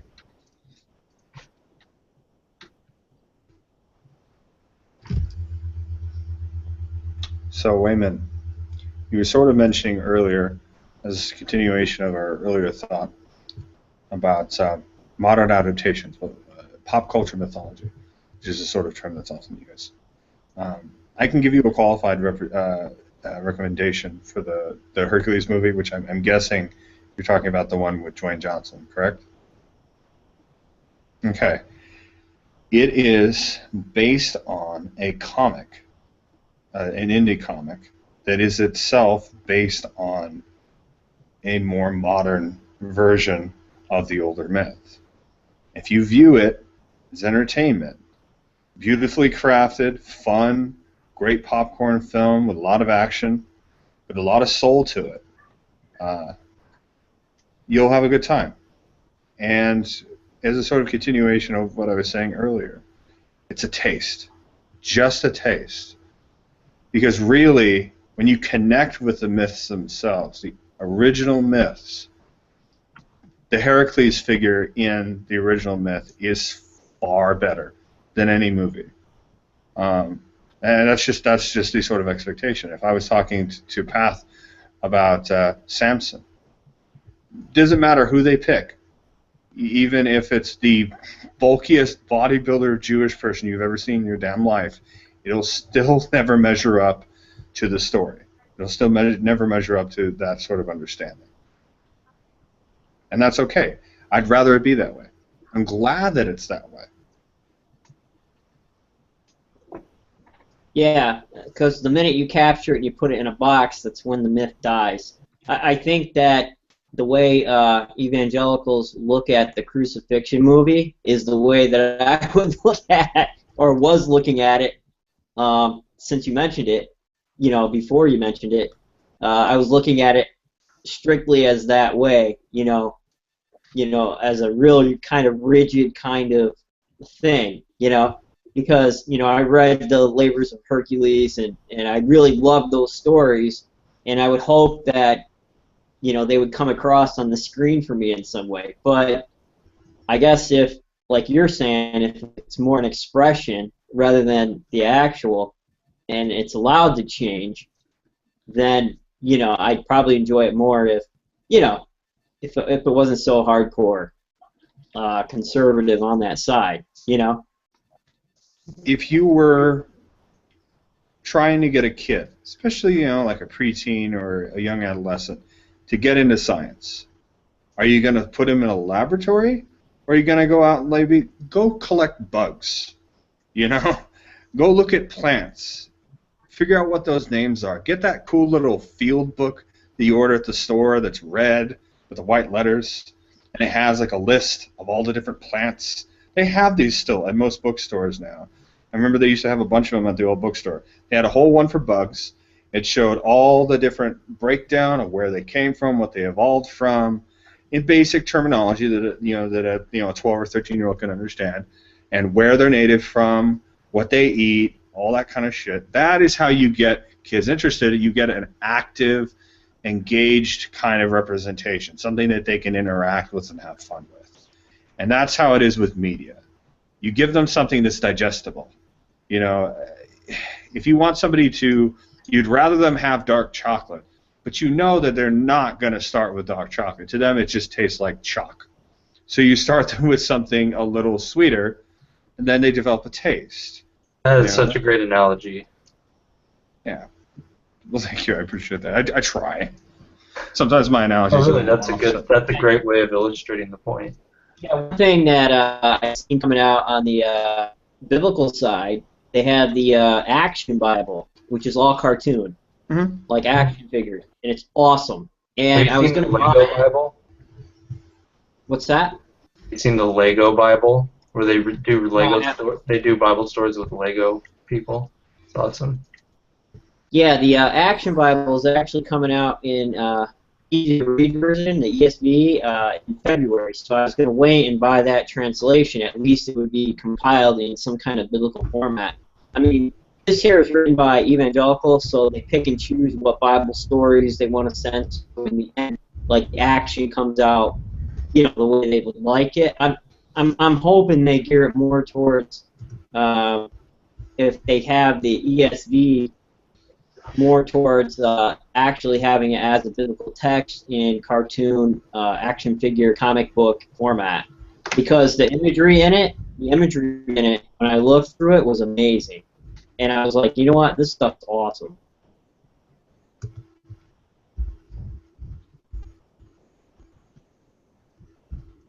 Okay. I had something that I was going to kind of mention that illustrates this sort of point. I'm just going to get the links for you real quick. There's two of them, actually. And it's funny because my buddy and I have talked about this. A little background for you. A close friend of mine that I've known since high school. We're both, for all intents and purposes, pagan. He follows a Norse tradition, and I follow a Greek tradition. And we share our beliefs and really have a good fun with it. And it's really interesting because we're both into Renaissance fairs and history and clothing and weapons and all this kind of stuff. So it's always been really fun. And we found these books when we were going to a Barnes & Noble. We were having this sort of random conversation about, all these sorts of things. How would you explain these sort of myths to people? And then we just ran into these two books that were just like right there on the table. And what they are is they're children's books that show the myths. It's by an artist named Ingrid Doller. They have one for the Greek myths right here, and one for the Norse myths. I'll also link. And they're simplified. Pretty extensive, gives a good overlay of the classical myths themselves in a visual format, very basic, dialogue format. So it's like a storybook, and I think that would be excellent. If I was raising children, if that was in the cards for me, if that was what I would do, that is what I would show a child. That's how I would introduce them to the myths. Yeah, I also collected a really excellent children's Bible that was like that, with stories that were told, as myth. And that's one of the reasons why I wanted it and have it in my library, because, it's very dynamic, and, it's pretty amazing. If I had my shelves up and my books weren't stacked all over, I'd probably give a reference for what that was. But maybe I can go find it. But yeah, it's an excellent little children's Bible kind of thing, and it has illustrations in it and things. What I really like about these books I showed you is the art style, save for the text. It looks like it was drawn with colored pencil. Like it looks like something that maybe somebody a little older than them with some artistic talent drew themselves and assembled. I like that aspect. To me, it seems like something a little bit more sympathetic to their experience. Maybe even something they could draw themselves if they so chose. I think that's a really cool style. And yeah, I actually have seen children's Bibles that are like that. In picture book format, not word for word Bible, but just summaries, sort of stylized cliff notes, which aren't bad either. That's interesting. The concept of the books that I linked.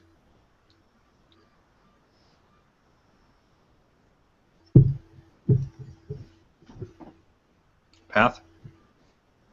Sorry, what? What you were saying is interesting? What you were talking about, the idea of having kind of like a, for lack of a better term, like a Cliff Notes Bible, or like a Cliff Notes religious text for children. Well, the only thing I'm familiar with is like the idea of having like storybooks of like particular events, but like of having like a text to read to your children that are like based off it, I think is very interesting. I haven't encountered that before. I've only seen like kind of like storybooks, like you tell your children, like you take an event and you make a picture book about it. So. Well, I mean, you imagine, if you were raising children in the Jewish tradition, but they were too young for formal instruction. You wanted to instill the values of your religious tradition in a way that they could digest, get them at least initiated to it, get initially interested in it, so that when they actually come to a point where they would be formally instructed, they would have already had the initial interest. It's like kindling a fire before you really start to get it lit.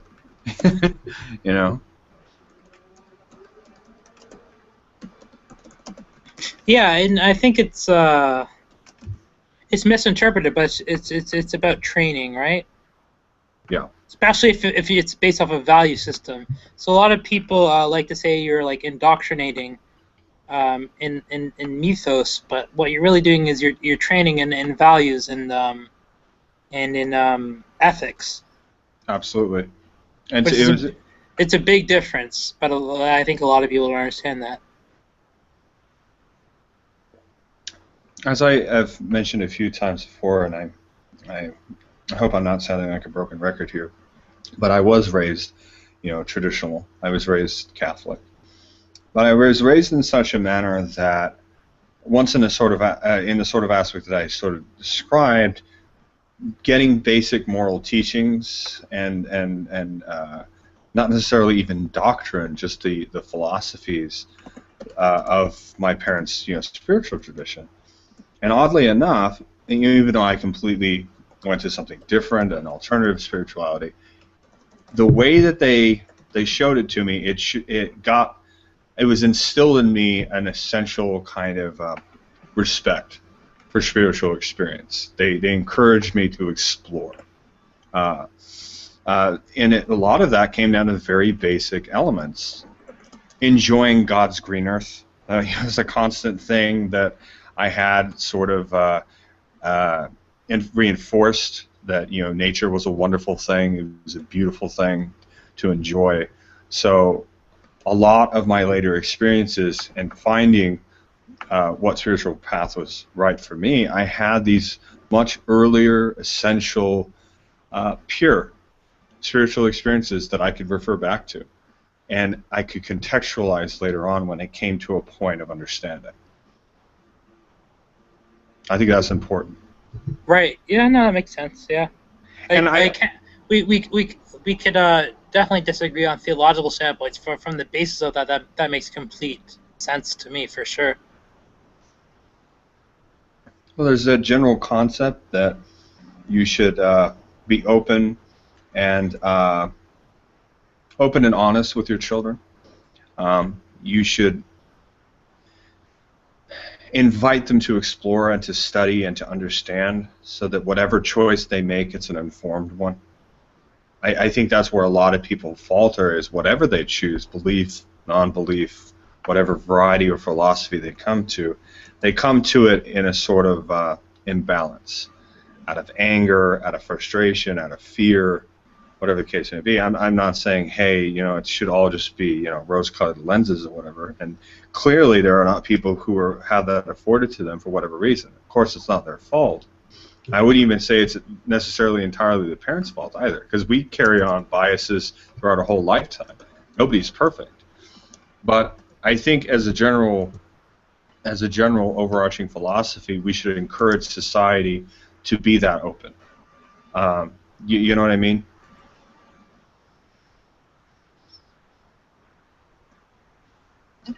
Oh yeah, for sure. I would have to agree fundamentally. Yeah. Yeah. So John, or J-Dubs, or Yohanan, or Hey, bro. Yeah, J-Dubs is fine. Johanna.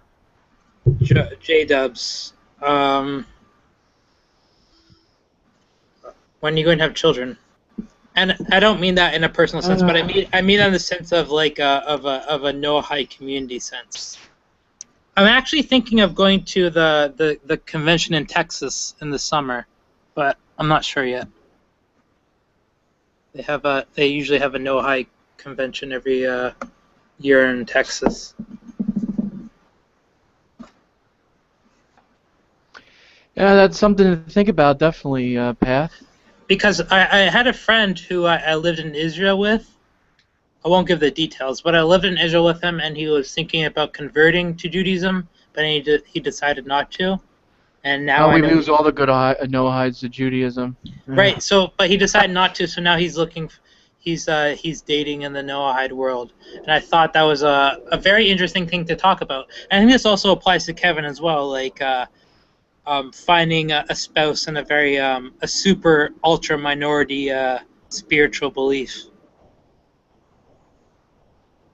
But I mean, all the Noahides. Oh, well, that's not true. The majority of the Noahides I know, I don't know that many, but I would say I know a decent amount.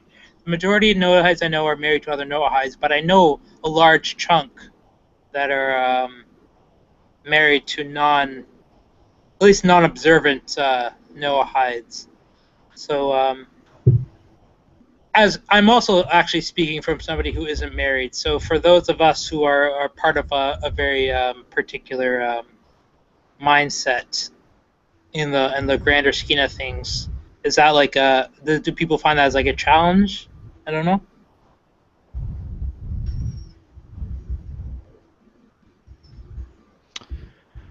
Ooh, you know what? I never even thought about looking for a female wife that was a Noahide. And that would probably even complicate things even more.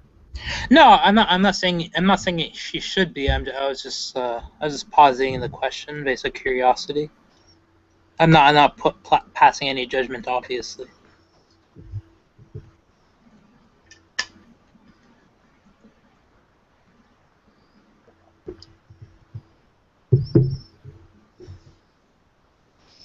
I'll probably find a nice Catholic girl or such. Fair enough. Probably what I end up marrying. Not a nice Muslim girl. No, it's not on your table. I don't know about that. That might be a little bit. Well, There's benefits and there's defects for both of them, I guess, you know?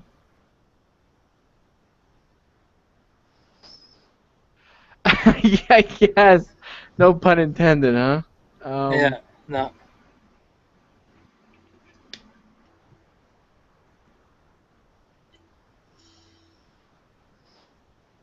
I hate to put you people on the spot, but I was just thinking from I my mean, I own could find a nice Jewish girl, but she'll most likely be Reformed Jewish, Reformed Judaism. Yeah, I was just gonna Since say I that's hate to put 90% of Jews in New York are Reformed, so or if not statistically, like yeah. completely secular in every sense. What? I They was pretty much are. I was just pausing the question because I was thinking my own standpoint because um, I belong to a sect of Judaism which isn't a minority, but the sect that I belong to, I belong to a subsect which would be a minority. So to find like a woman that like belongs to my subsect would be hard, but I could find somebody that belongs in my general sect. I don't usually like do sect, but like school of thought or ideology would be fine. But like my specific would be hard. So I'd imagine it'd be even harder for people that are from even much more minority than I am. What exactly is the nature of your query? More so the idea of how much a person would compromise their beliefs in the sense of, because we were talking about children's books, so I was thinking about where do you draw the line about how you're going to raise your children in the sense of your relation to your spouse, because that's something I think about all the time when I think about children. It's less to do about, I less think about the person who I'm going to marry, and more so about like how we're going to raise our children, especially since I think I want to raise my children in the correct path. But if that conflicts with my spouse, then how much am I willing to sacrifice? If that makes sense. Yeah, no, it does, and I can speak from the general perspective of polytheism on this one, not just from the perspective of Hellenismus. I do know of some practitioners of Germanic polytheism or heathenry who are making attempts to raise their children that way. There's actually there's a form of Boy Scouts that's oriented towards Norse paganism. I've seen a few of them. They're obviously very, very small organization, but there are attempts to bring children into that path. But there's so few, it would almost require both parents to be raised in that, which is a sort of rarity, especially among pagans and polytheists. What it really sort of comes down to for a lot of us that practice an alternative form of spirituality that don't have the infrastructure of, say, Buddhism or Hinduism or some other non-Christian faith is that we largely have to make certain concessions. I think ideally, most people who would practice a path like mine, we would rather not date a member of an Abrahamic faith, for one. That's top priority. Would be the most ideal situation. Makes sense. Second to that, I would say, real close to the top, would also be someone who's not an atheist. There's a sense of an almost equivalent level of hostility and condescension among atheists towards our beliefs. They don't have the sort of infrastructure that Christians do to promulgate that kind of oppression. But it's definitely a sort of aspect. I know myself personally, I feel that way. In an ideal situation, I would not want to date, especially speaking from a Westerner's perspective, I would rather not date a Christian or an atheist. But as far as some of the other things you were sort of bringing up, marriage, spouse, that kind of thing, it's far less, I suppose, structured as it would be viewed, especially like comparing to Christian matrimony, where both members are Christian, raise their children in that specific tradition. And that might be more subject to kind of how things have evolved as a sort of revivalist form of spirituality. We don't really have that luxury, but it's also because in much of the ancient world, marriage was largely viewed as a civil contract. It wasn't viewed as a sacrament. So there's much less of an impetus to have that kind of matrimonial unity. Yeah, so I respect that, but again, I'm more phasing the. So you would say that I would say obviously from my limited perspective of polytheism that you have no necessarily bias as to what the faith of your children be raised in. Obviously, if it wasn't monotheism, but you wouldn't care about the kind of polytheism your children would adopt or would be raised in. Now, But there is a sort of I'm reluctant to use this word, but I will. There's a sort of egalitarian philosophy about religious instruction among many pagan and polytheistic faiths. Wicca is probably an excellent example of this, largely because they have such a huge following compared to other religions of a similar type. And many of them have a sort of rule that you expose your children to everything. You give them an opportunity to look into all forms of spirituality and religion if they're so inclined. You leave it open to them. The general consensus that I've found over the years, they usually wait till the child is an adolescent or pre-adolescent to start making any kind of concerted attempt to expose them to religious belief, at least in a more generally formalized form. But there is no expectation or even compulsion, even if the child is interested, until they're 18 or 19. Especially if both parents say they're practitioners, they both run a coven or grove or whatever type of vernacular they use to describe their path, or they may belong to one or belong to ecumenical organizations that are centered on that. Like an example for a lot of witchcraft would be the Coven of the Goddess. They're a 501k religious organization that's centered on that kind of path.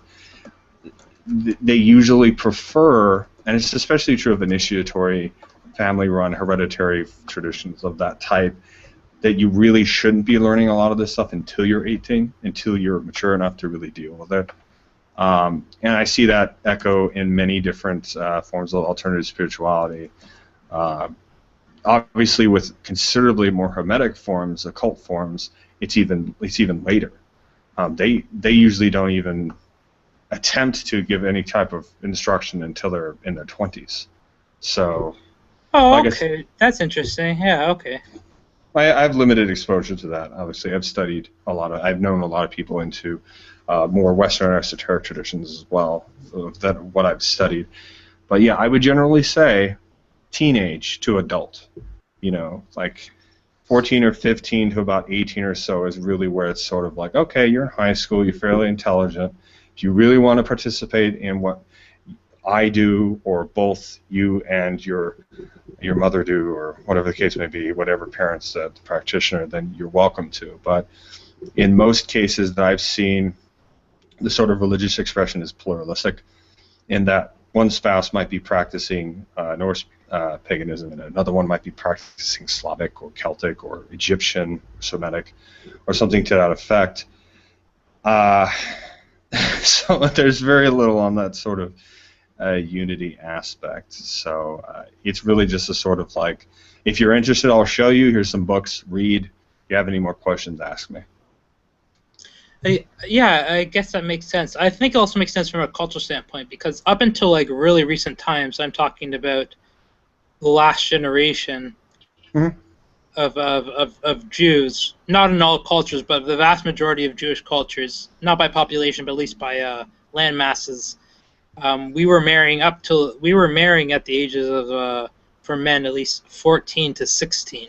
So and that's like how you get like I guess people know about like the bat and bar mitzvah celebrations of manhood and womanhood, but that was like an actual thing for not that long ago, where you'd actually become an independent male or female and you'd marry off. So it would make sense that it would be represented in also the same tradition where you, because that's so like it's hard to describe because like nowadays and like pretty much all Jewish cultures is a bar mitzvah or a bat mitzvah is just seen as more of like celebrationary, and they're like, okay, now you're responsible for your own sins or rewards, otherwise it would be on the parents.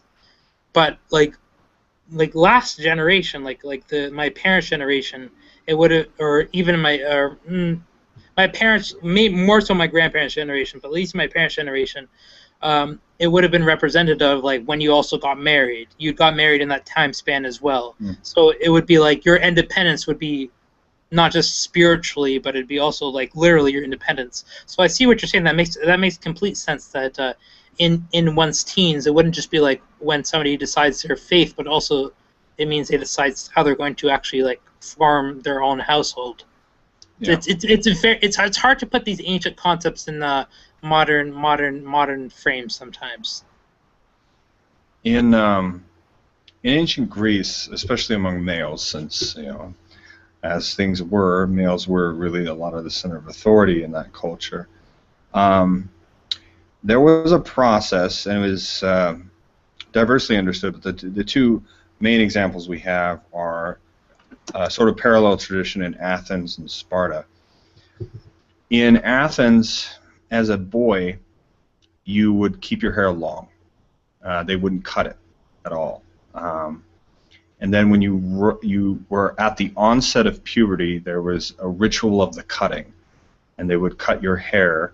And there was a sort of pomp and circumstance. Much of it has been lost to time, but you would cut your hair and keep it cut.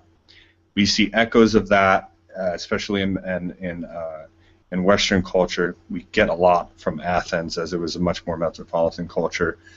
When you're 6 or 7 years old, or whatever the case is, and you're a boy, you go through that crying thing where they sit you down and try to cut your hair, and if you get through it, they give you a piece of bubble gum or a lollipop, and okay, you're a big boy now. You got your hair cut. We're going to do this every few Saturdays or whatever. Sorry. In Sparta, it was the exact opposite. As a young boy, you would have your hair continuously cut. They would keep it short. And then when you reached the onset of puberty, you were allowed to grow your hair and whatever beard you were able to grow. Much different culture. It was a culture of strife, not necessarily a culture of pain, but definitely one of ingenuity and tenacity. And I was encouraged from a very early age. You were taught to deal with pain. You were taught to deal with discomfort, and you were expected to succeed, to be better. And it's funny because Spartans, their views of women were were quite different as well. There's a quote from a historian that was talking about a conversation between an Athenian woman and a Spartan woman, and she was asking, because she was just confused. In Sparta, women had a lot more say. They could own land. There was a lot more going on with that. And many other city-states reflected that. They were closer to the Spartans. And Crete, it was definitely like that. They had much more progressive views on certain things. This Athenian woman, she asked the Spartan woman, why is it that Spartan women can rule and we can't? And why do they have such importance in your society? Because we are the only ones that make real men. Oh, okay. Yeah, right. I read that from the source material. I was like, man, that is cutting. That is like that's some sick burn. Like that's like 2,000. Yeah, that's harsh. Yeah. I thought that was awesome. So it's just funny seeing the sort of differences. I mean, the fight between Athens and Sparta was definitely interesting, very sordid.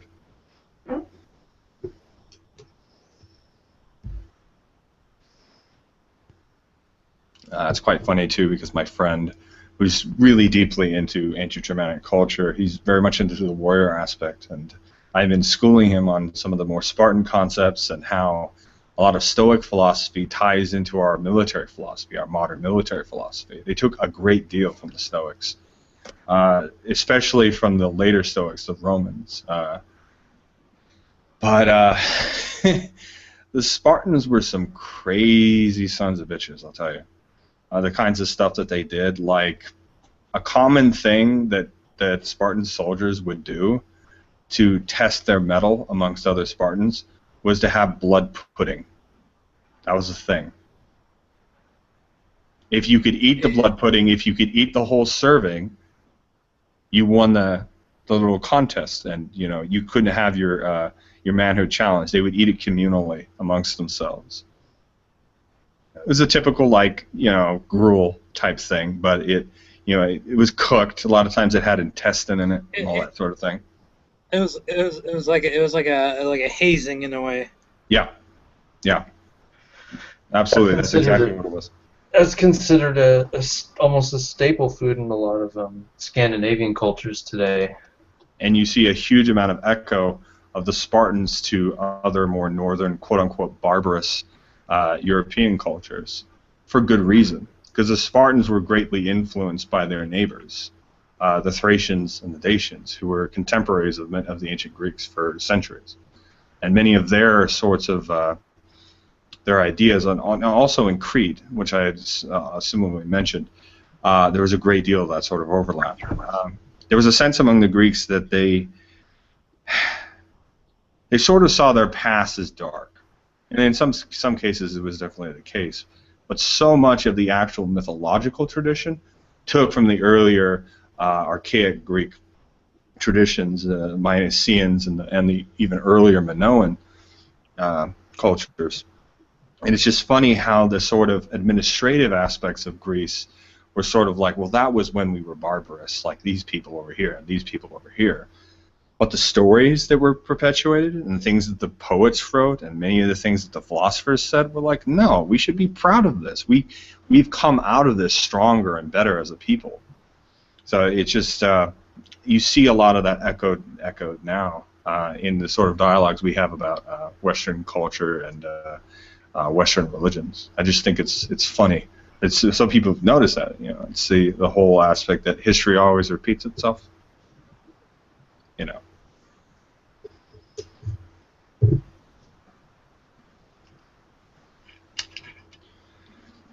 Don't know if I really had a point to that, but it was just I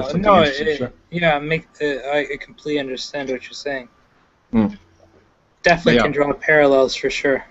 So to tie in what you're saying to a more characteristic example, I think I have a sort of unique perspective in that my situation doesn't really permit or at least is not practical for the sort of child rearing environment and much of my own personal philosophy, even if situations were different, would not necessarily be inclined towards marriage in the sort of traditional sense that we kind of understand it now. I do think that ultimately, as we are communal societies, at least on the local level, it is the responsibility of all adults who are able to teach, instruct, guide, the next generation and youth. That's the sort of understanding of most of people within society who are participating in that, who are engaged in that. So I think even if it's not necessarily you teaching your kids your specific tradition, I think it is an important thing, a valuable thing, to provide resources, whether it's in the real world, whether it's at a library, or in online forums when that kid who comes in who's fresh out of high school doesn't know a damn thing about all this stuff is asking questions. It's tough, though, to be patient. But I guess we sort of have to remind ourselves, yeah, I was that guy, 20 years ago, 10 years ago, 5 years ago even. And we even often find ourselves in points of advice giving among our peers. Everybody's situation is different, and we should always take advantage of opportunities to give resources when we have them.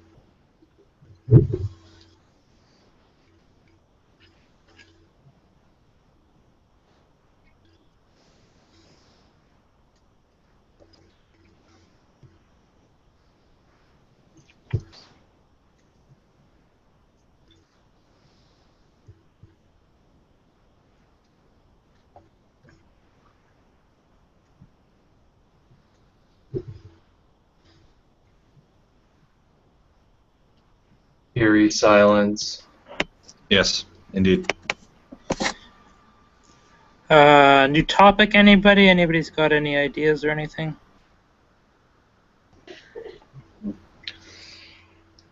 I don't know. Questions to anybody in the room? Welcome to the room. Cal, how are you?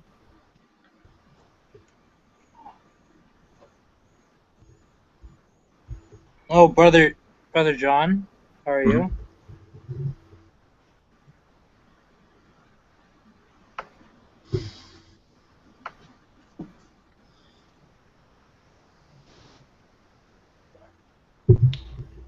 What's up, John? Jordan, what's your specific leanings in the spiritual or non-spiritual sense?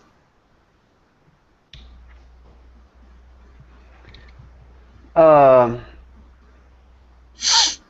guess you could say maybe the best way to describe it would be more pantheistic, but not like the John Crossan, Marcus Borg type of pantheism, but more pandeistic, I guess.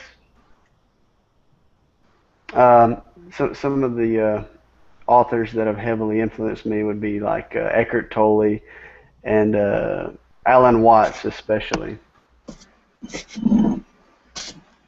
So would it be accurate to say that the sort of variety of pantheism that you ascribe to is more indicative of, say, the transcendentalists in the 19th century, or more towards, I guess, a sort of spiritual but not religious kind of pantheism? Because you're mentioning Eckhart Tolle, who's often used among modern spiritual groups, most notably among New Agers. But I guess a sort of better question I might ask to sort of elucidate my point is, do you have a more animistic phenomenology that you sort of view, or is it really core to the deist aspect that it's more secular? Yeah, I think it is more secular. I have a lot of disagreements with things that Eckhart says in some of his books.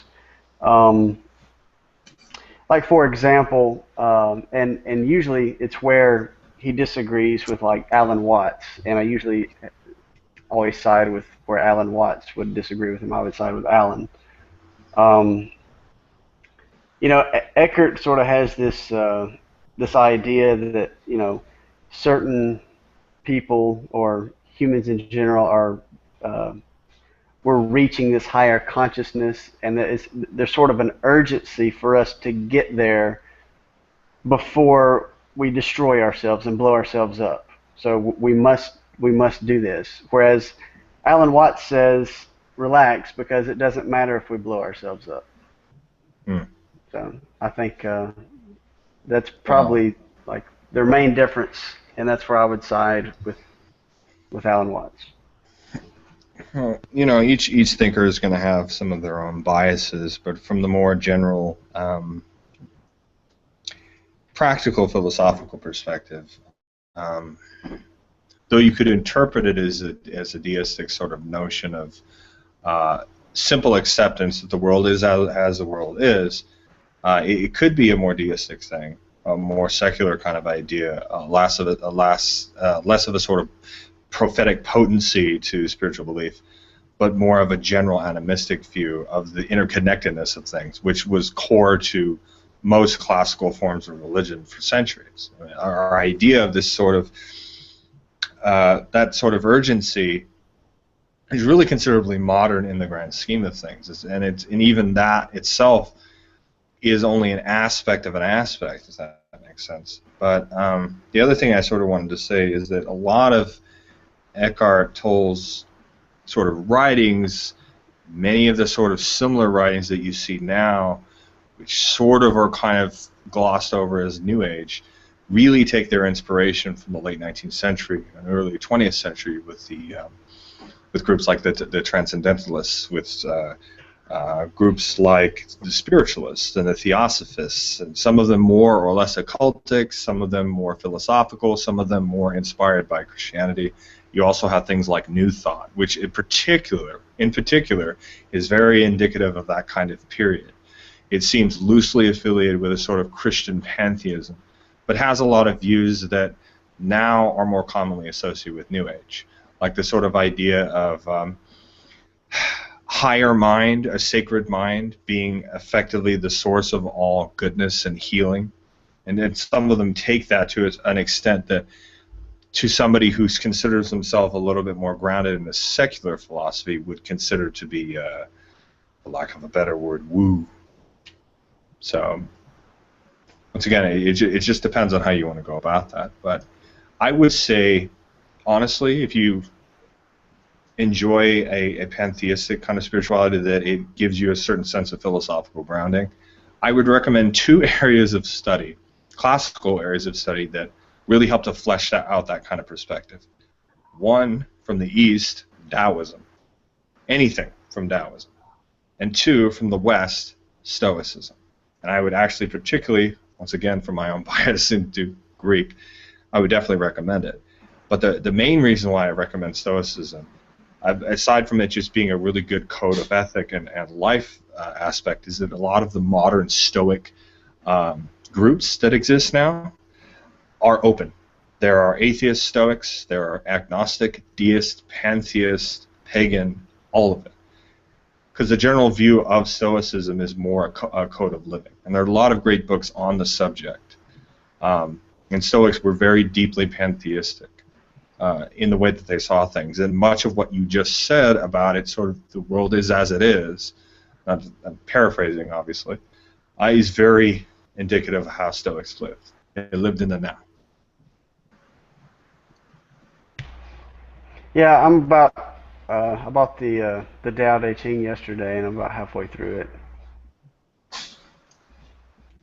So, And it's How are also you liking it? I like it. Great. A lot of What good wisdom in there. What translation are you using? I don't remember, but I know it's the one that had. I made sure it was the one that had Alan Watts' recommendation on the back. That's good. It's good to get a qualified recommendation. It's a good center of study. But there are many different translations that might be valuable for you to look at, if for nothing else for the aesthetic pleasures of it. But you can get really deep into it. As far as Stoic authors go, I've read a little bit of Epictetus or Epictetus. Yes, Epictetus is solid.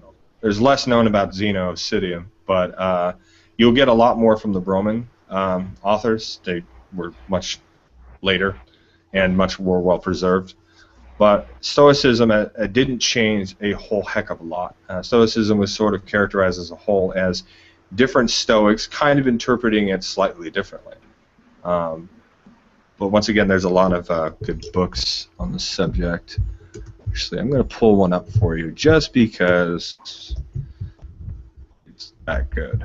It was released a few years ago, and it's a good, just general book. It doesn't beat you over the head, but it's a more practical piece of wisdom on it. It's called A Guide to the Good Life, The Ancient Art of Stoic Joy by William B. Irvine. It's in hardcover. It's not too expensive. And pretty much all of the Stoics that I've talked to have recommended it, even those who take it from a more pagan perspective or an atheist perspective. There's a link in the side.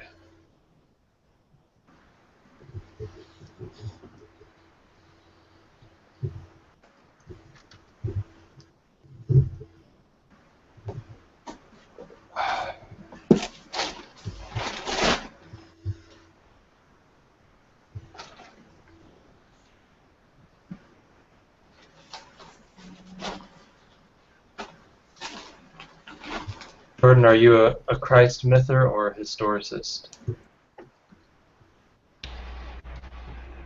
I'm a historicist. What's your favorite historical picture or historical portrait? What do you find the most plausible? I think the apocalyptic prophet's pretty good. I think that's what I'd have to go with if you were to put it in a category. Okay, cool. Just curious. I always ask Bible geeks where they stand.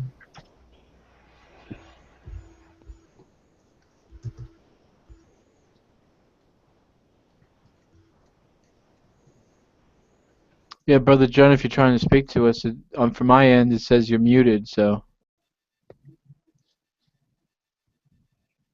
There you go. You're open. It doesn't seem like I can hear you. Can anyone hear Brother John? No, I can't. I can't either.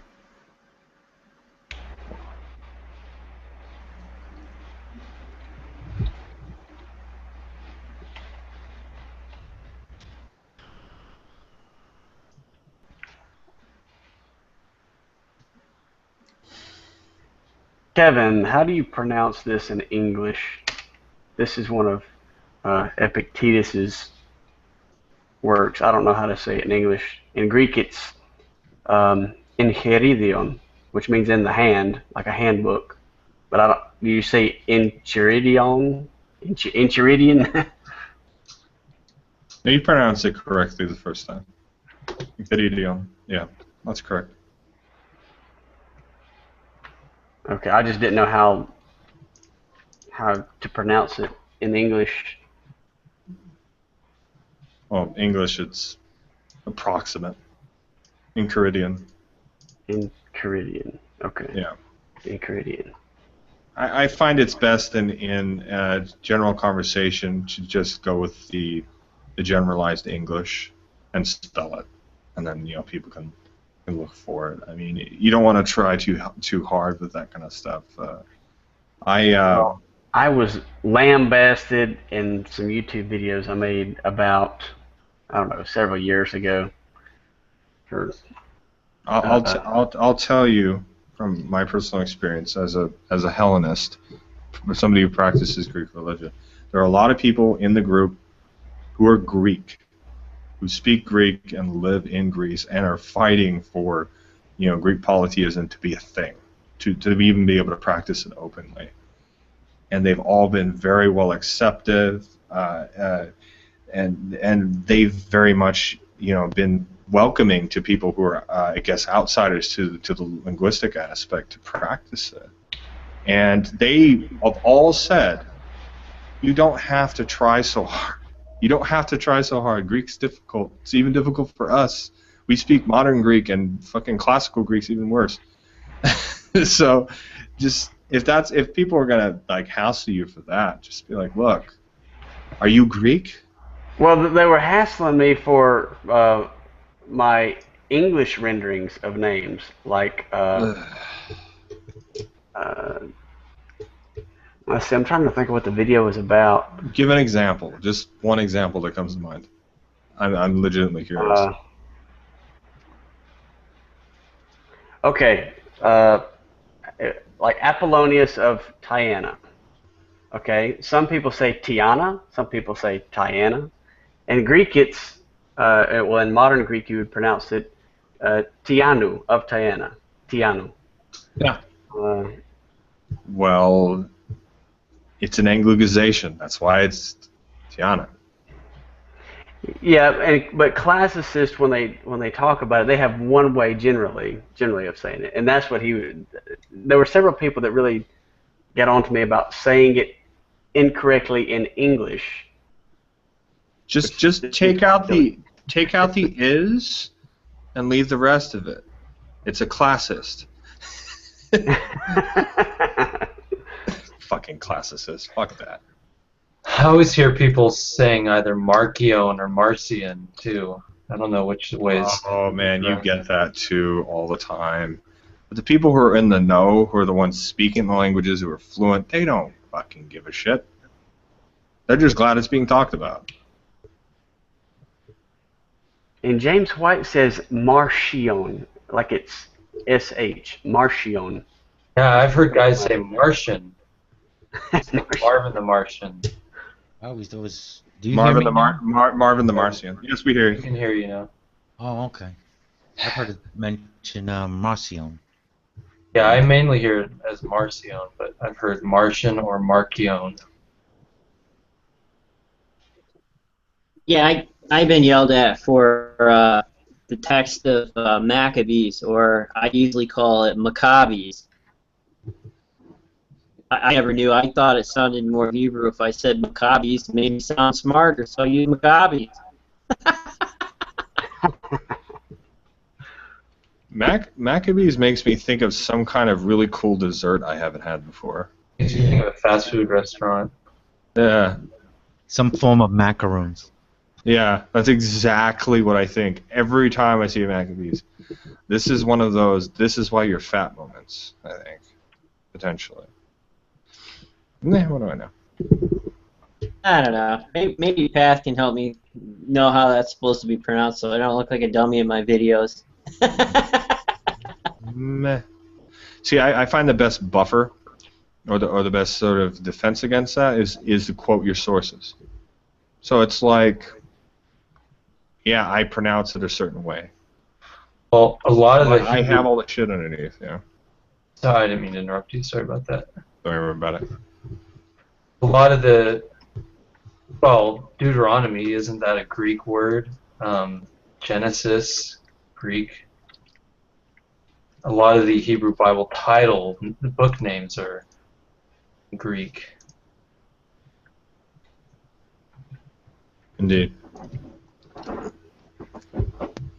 You know, it's like every time you see the sort of corrections and this or that or whatever, where people trying to be to the full extent of accuracy or whatever, it's always like that fucking yuppie who makes like a really concerted attempt to say something, you know, exotic, the correct way.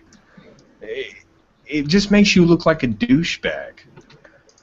I would rather be slightly off and not be a douchebag than to be a douchebag. You mean you don't say Gojira? Gojira! No, I don't. So ridiculous. You know, it's a band, Gojira. I think it's a metal band. Fun fact of the night: Gojira. Oh, the question was, how do you properly say Maccabees? Is it Maccabees or Maccabees? Well, it wouldn't be either.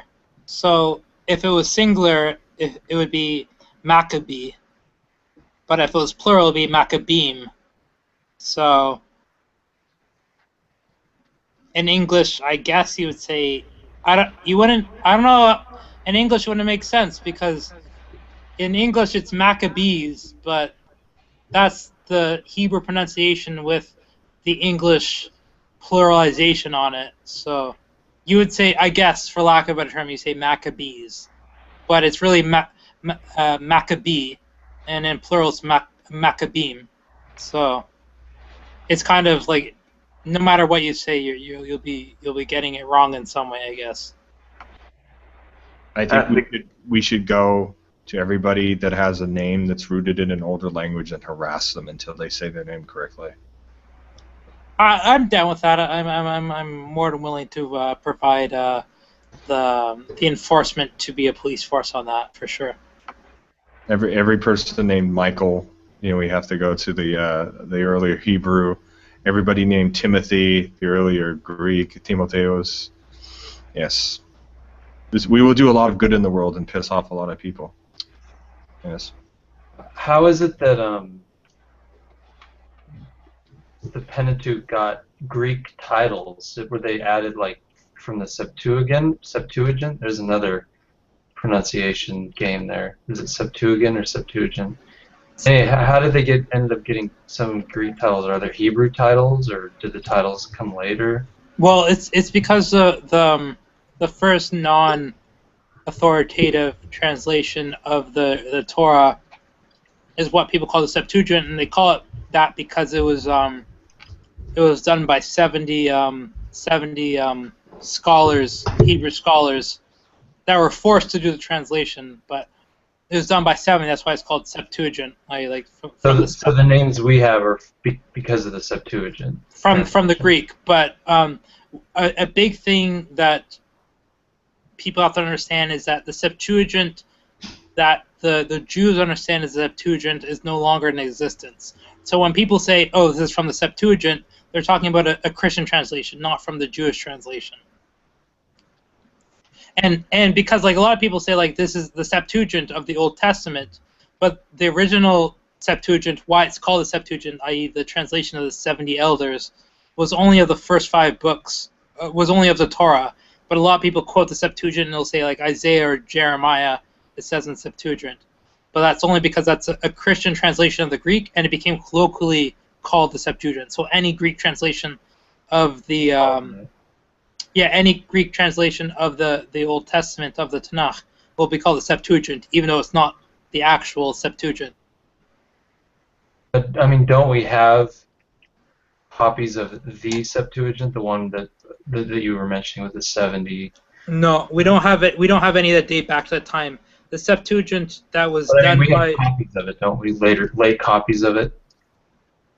it's debatable. We have very late copies of Greek translations, but all of them are Greek translations of the Old Testament. But the Septuagint was only of the 5 books of Moses. So all the copies we have of Septuagint are of other books as well, which wouldn't qualify it as actually being part of the Septuagint. So this is a story. The story is that during the Hellenistic period, 70 scholars were brought, 70, i.e. from the Septuagint, were brought down to Alexandria in Egypt to translate the Torah into Greek to add it to the library there. And so they did that. And in that period of time, there was no Tanakh, there was no Old Testament, there's only the Torah per se. Like other books were recognized, but they weren't part of the official canon. The only thing that was part of the official canon was the Torah. And so that's what they translated. They translated the 5 books of Moses, and they took 70 scholars and they put them in individual rooms, and just to make sure that they were all translating the book in the correct way. And so they consolidated all the 70 copies into one copy, and that was the Septuagint. But it was only of the Torah. It was only of the first 5 books of Moses. But what we have now as a Septuagint is of a much more. It was like of the 5 books of Moses and everything that came after it, give or take. But it was much more than the first 5 books. And we just call it the Septuagint because that's like the colloquial term for calling the classical Greek translation of the Tanakh or the Old Testament. Okay, so there was an original Septuagint, but it ended up becoming a generic term for any Greek translation of the Hebrew. Exactly. Okay. So like the original Septuagint was just of the Torah, but now we use Septuagint as a way of talking about old Greek versions of the Old Testament. And it's also kind of like I guess it goes back to the conflict of how people view when the Old Testament was canonized. So I would definitely say it was like centuries after when the Septuagint was written in Greek, that's for sure. Centuries. I would say the Old Testament was codified between the year 75 to 85, somewhere in between there, CE, whereas the Septuagint would be BCE. Yeah, wasn't it like 2nd century BC? Exactly, and I would say, sorry. Go ahead. I was saying I would say that the Tanakh or the Old Testament wasn't codified till CE, like again like 75 to 85 CE. So. Now, what's confusing me is there are quotes like in the Pauline writings that seem to come from, quote, the Septuagint, because they have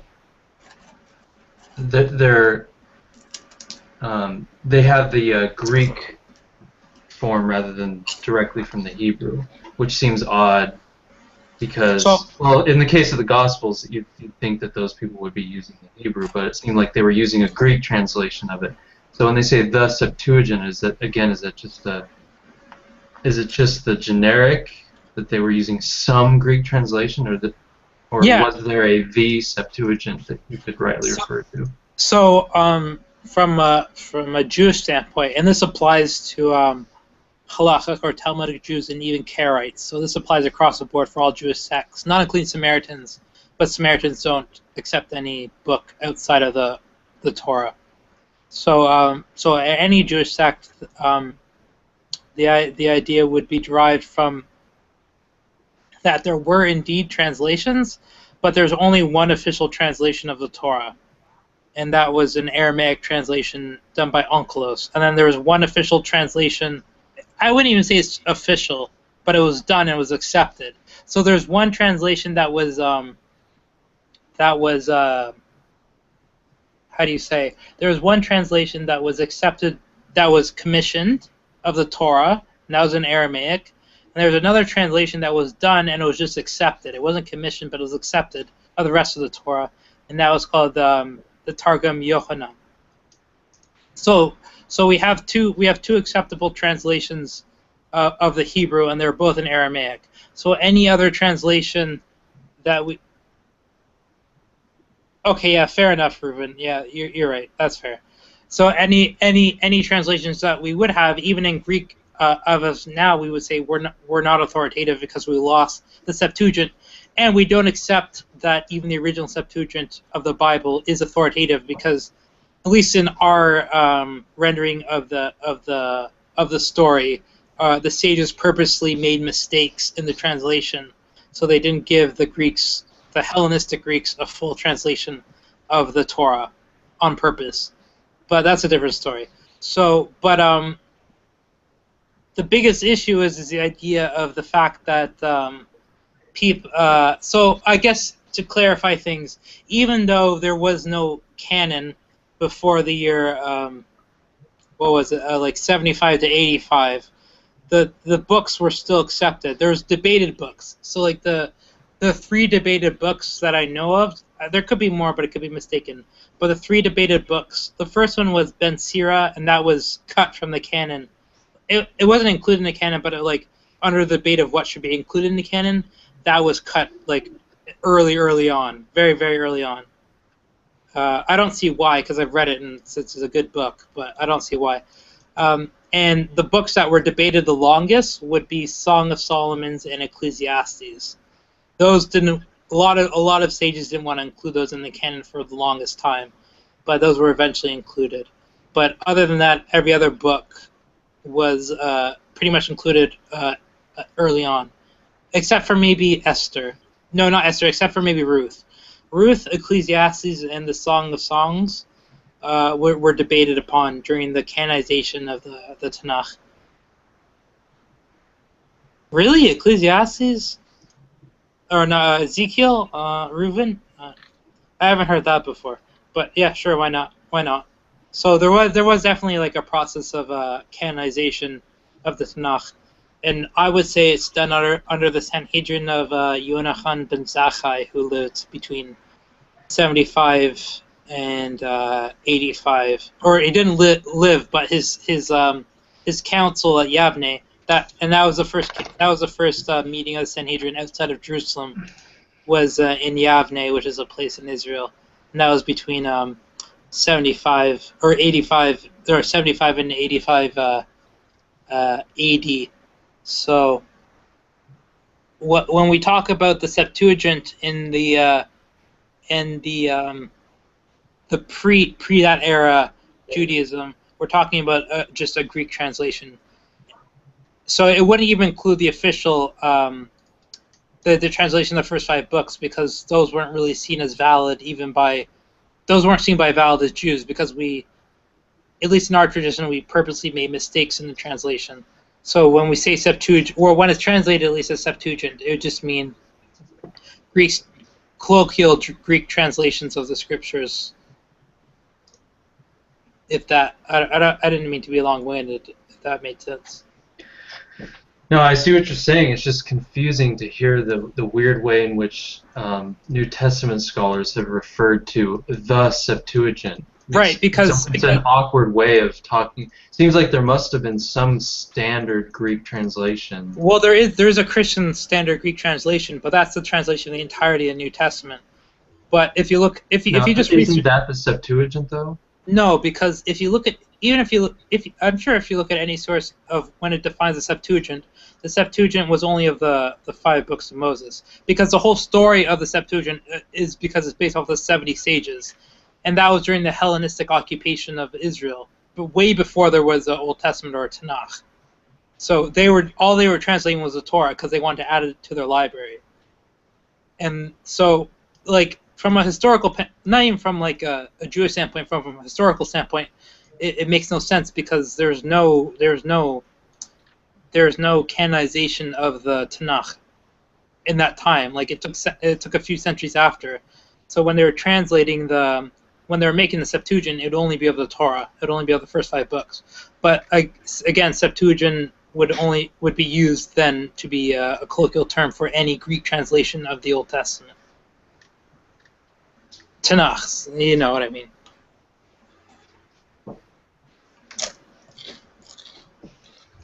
It's frustrating. I know what you mean, because I encounter the same thing a lot of times. I encounter it from like just a theological standpoint, because a lot of times Christians say, "Well, your Septuagint says this," and I'll say, "That's your Septuagint. That's a Greek. That's a Christian translation. That's not the Jewish translation." And I would say the Jewish translation is only of the first 5 books, and we don't even have that anymore. So even when people reference the Septuagint now, it's of a Christian, Greco-Christian translation of our Bible that I wouldn't hold by. So things got muddled in history. So originally the Septuagint, the 70 translators were translating just the Torah. Just the Torah. That's all that But existed. eventually, other people translated the Tanakh and the other books. Into Greek, yeah, for sure, because that was a Right. colloquial language. But they wouldn't be considered official translators. But the 70 weren't either, right? Because they were, according to the stories, they were pressed into service, right? Well, so like we would consider that the people that were pressed into it were like, they could produce an official translation. They were the top scholars. But Okay, so it's considered an authoritative translation. No, because this is why it's complicated. So they're authoritative sources, but they purposely made mistakes in their translation. Oh, okay. Because They purposely didn't make correct translations in some places. okay, so I wonder then when New Testament scholars say, like for example, Paul quotes from the Septuagint. I guess they're referring to the later translation of all the books into Greek, rather than just the Torah. I don't know, because It must be, because I mean, there's quotes of some of the prophets and stuff, the later books. Does Paul quote the Book of Enoch? Is that one of Paul's writings? Because I know there's a book in the New Testament that quotes like how women's hair should be covered because of the angels, and about the war and stuff. And that's clear from the Book of Enoch, which wouldn't have ever been considered part of the canon. So. Let me check. I don't remember. Yeah, I don't mean to get sidetracked, but I don't know what Paul wrote exactly in the New Testament. Besides the Gospels, I know he didn't write those, but anyways, but the concept of the actual Septuagint of the Greek translation of the Torah does not exist, and we've never found it at all. All we know is of Christians' translations of the Old Testament, and colloquially, that's what's called the Septuagint, even though it's not what the Septuagint is. Like, if you look at any definition of the Septuagint from a scholarly source, they'll say it's when the 70 sages translated the Torah. And even if they say they translate the Old Testament, you just have to look at the dates, and there's clearly, even the most conservative Jewish sources would never say that the Old Testament existed in that period of time. That's for sure. The books might have, but not as a canon.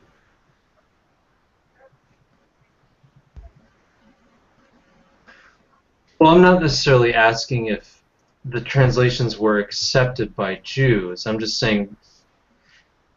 asking, were there Greek translations of the Hebrew books floating around, of all of them, some first or second century BC? It's the Whether or not Jews considered them. well again it's hard to say. I would say for sure, but again we didn't have an official canon until later. Right, So, even of the Hebrew books, right? even of the Hebrew books. So Yeah. I would say like books like the entirety of the Torah, majority of the prophets, and like Psalms and stuff, and all the other books were there, but they weren't circulating necessarily among the communities because they were there. They were used by scholars and stuff, but they weren't among the communities. You'd have the Torah, the first 5 books. You'd have the nearly all the prophets' books. You'd have the Psalms. Those would be like the books that all the people used. But the Tanakh, the Old Testament that we have today, majority, I wouldn't say everybody knew those books for sure. They were in use by the priests and the scholars in the temple, but that wouldn't have been common knowledge for the people of the time of Jesus. That's for sure. So here's just one thing I found of apparent use, not always necessarily explicit, of use in Romans of the Septuagint. So a bunch from Psalms, Isaiah. Again, I would just like put that as in modern day terms. Like it's just a word you use to talk about the Greek translation of the Hebrew scriptures. Okay. Like even Jews use that when we talk about the Septuagint. We're talking about a Greek translation. Yeah, I just thought there was like an official Septuagint. I always thought that. I don't know why, but I get that. There's an official Christian one, but for Jews there is an official one. There's an official story, and again, in that story we don't accept Greek translation.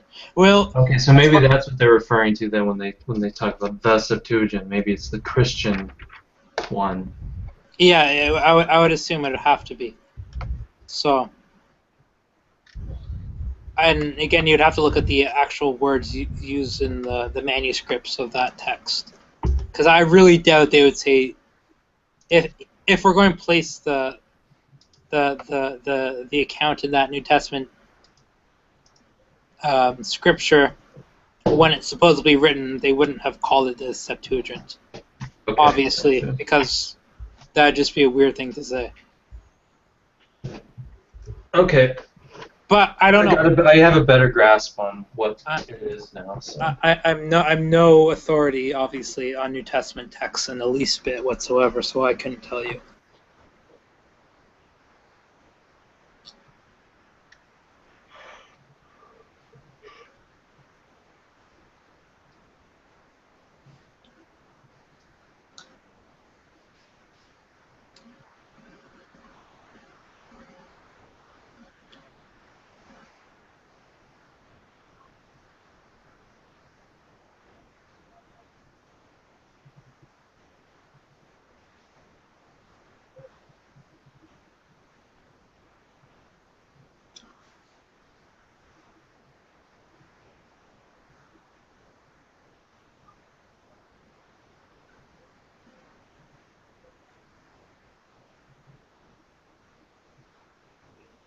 Yeah, so here's an interesting thing from the Wikipedia.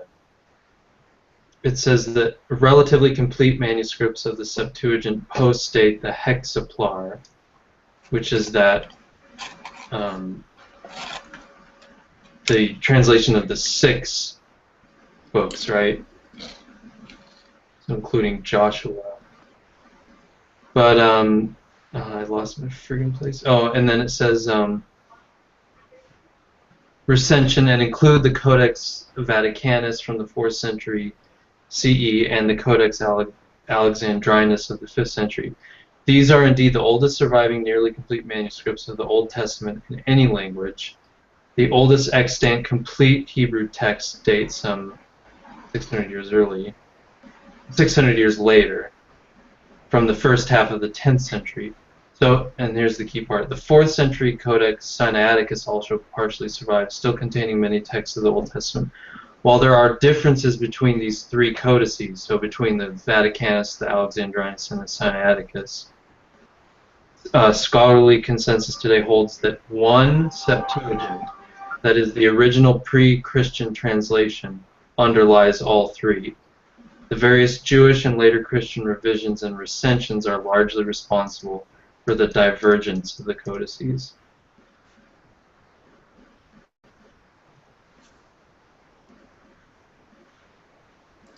Yeah, so like in Jewish tradition, the Septuagint is more or less, for lack of a better term, it's chalked up to legend. Like, we believe it happened, but we wouldn't say we have any remnant proof of it whatsoever. It's part of our myth, part of our history. Okay. Unlike the Hebrew manuscripts and the Aramaic manuscripts, which we have tangible copies of. So any copies of a Greek manuscript we would disregard, unless we can obviously officially date it and it's from the proper area of geographical area.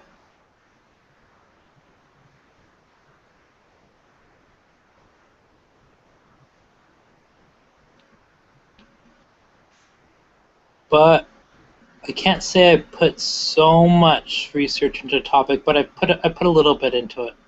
So I'm more than able to be corrected on the topic.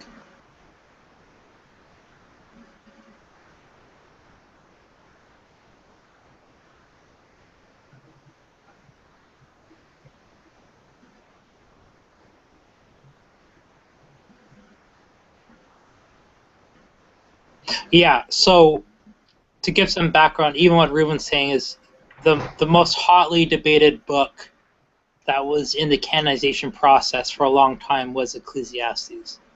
So for the second most was Song of Solomon. I can see why they would be. The Song of Songs, but Ecclesiastes was the most, because they, from the at least from the rabbinic accounts, it was because they were afraid people would not be able to interpret them properly in the least bit. Yeah. So.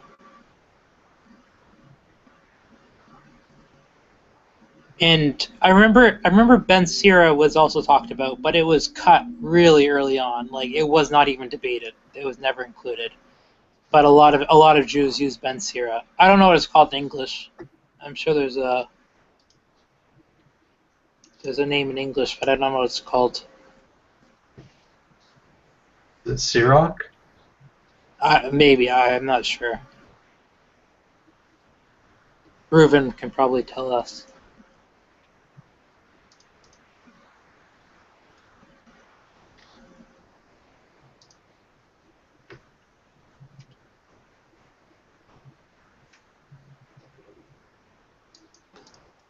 One thing I want to read that's non-canonical Christian works is the Didache. I've heard a lot of things about that, and I'm very curious about what it has.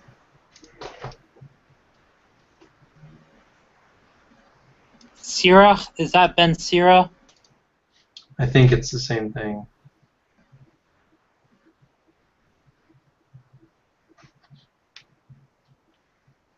Reuven? Yeah, the Didache is really short, and if you read the Didache, Okay, read Acts after it. Okay, yeah, I'll definitely do that this week. Because a lot of scholars argue, and I think they're right, there's a lot of similarities between the Didache and Acts. Seems like the author of Acts used the Didache.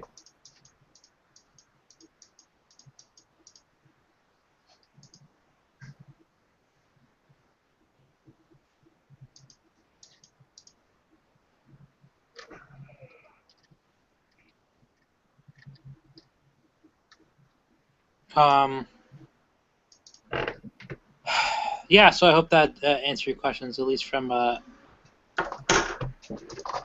one aspect of Jewish interpretation of the Septuagint, or what we would call the Septuagint. If you can send me a private message, maybe on Facebook, I could send you an account of the Septuagint and the Jewish perspective. Send you a message on Facebook? Yeah, just remind me and I'll send it later. Oh, okay.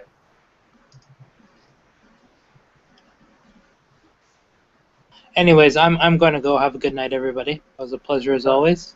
Yeah, good talking to you. Have a good night. Take care, Pat. Yeah, see you next week. Bye-bye.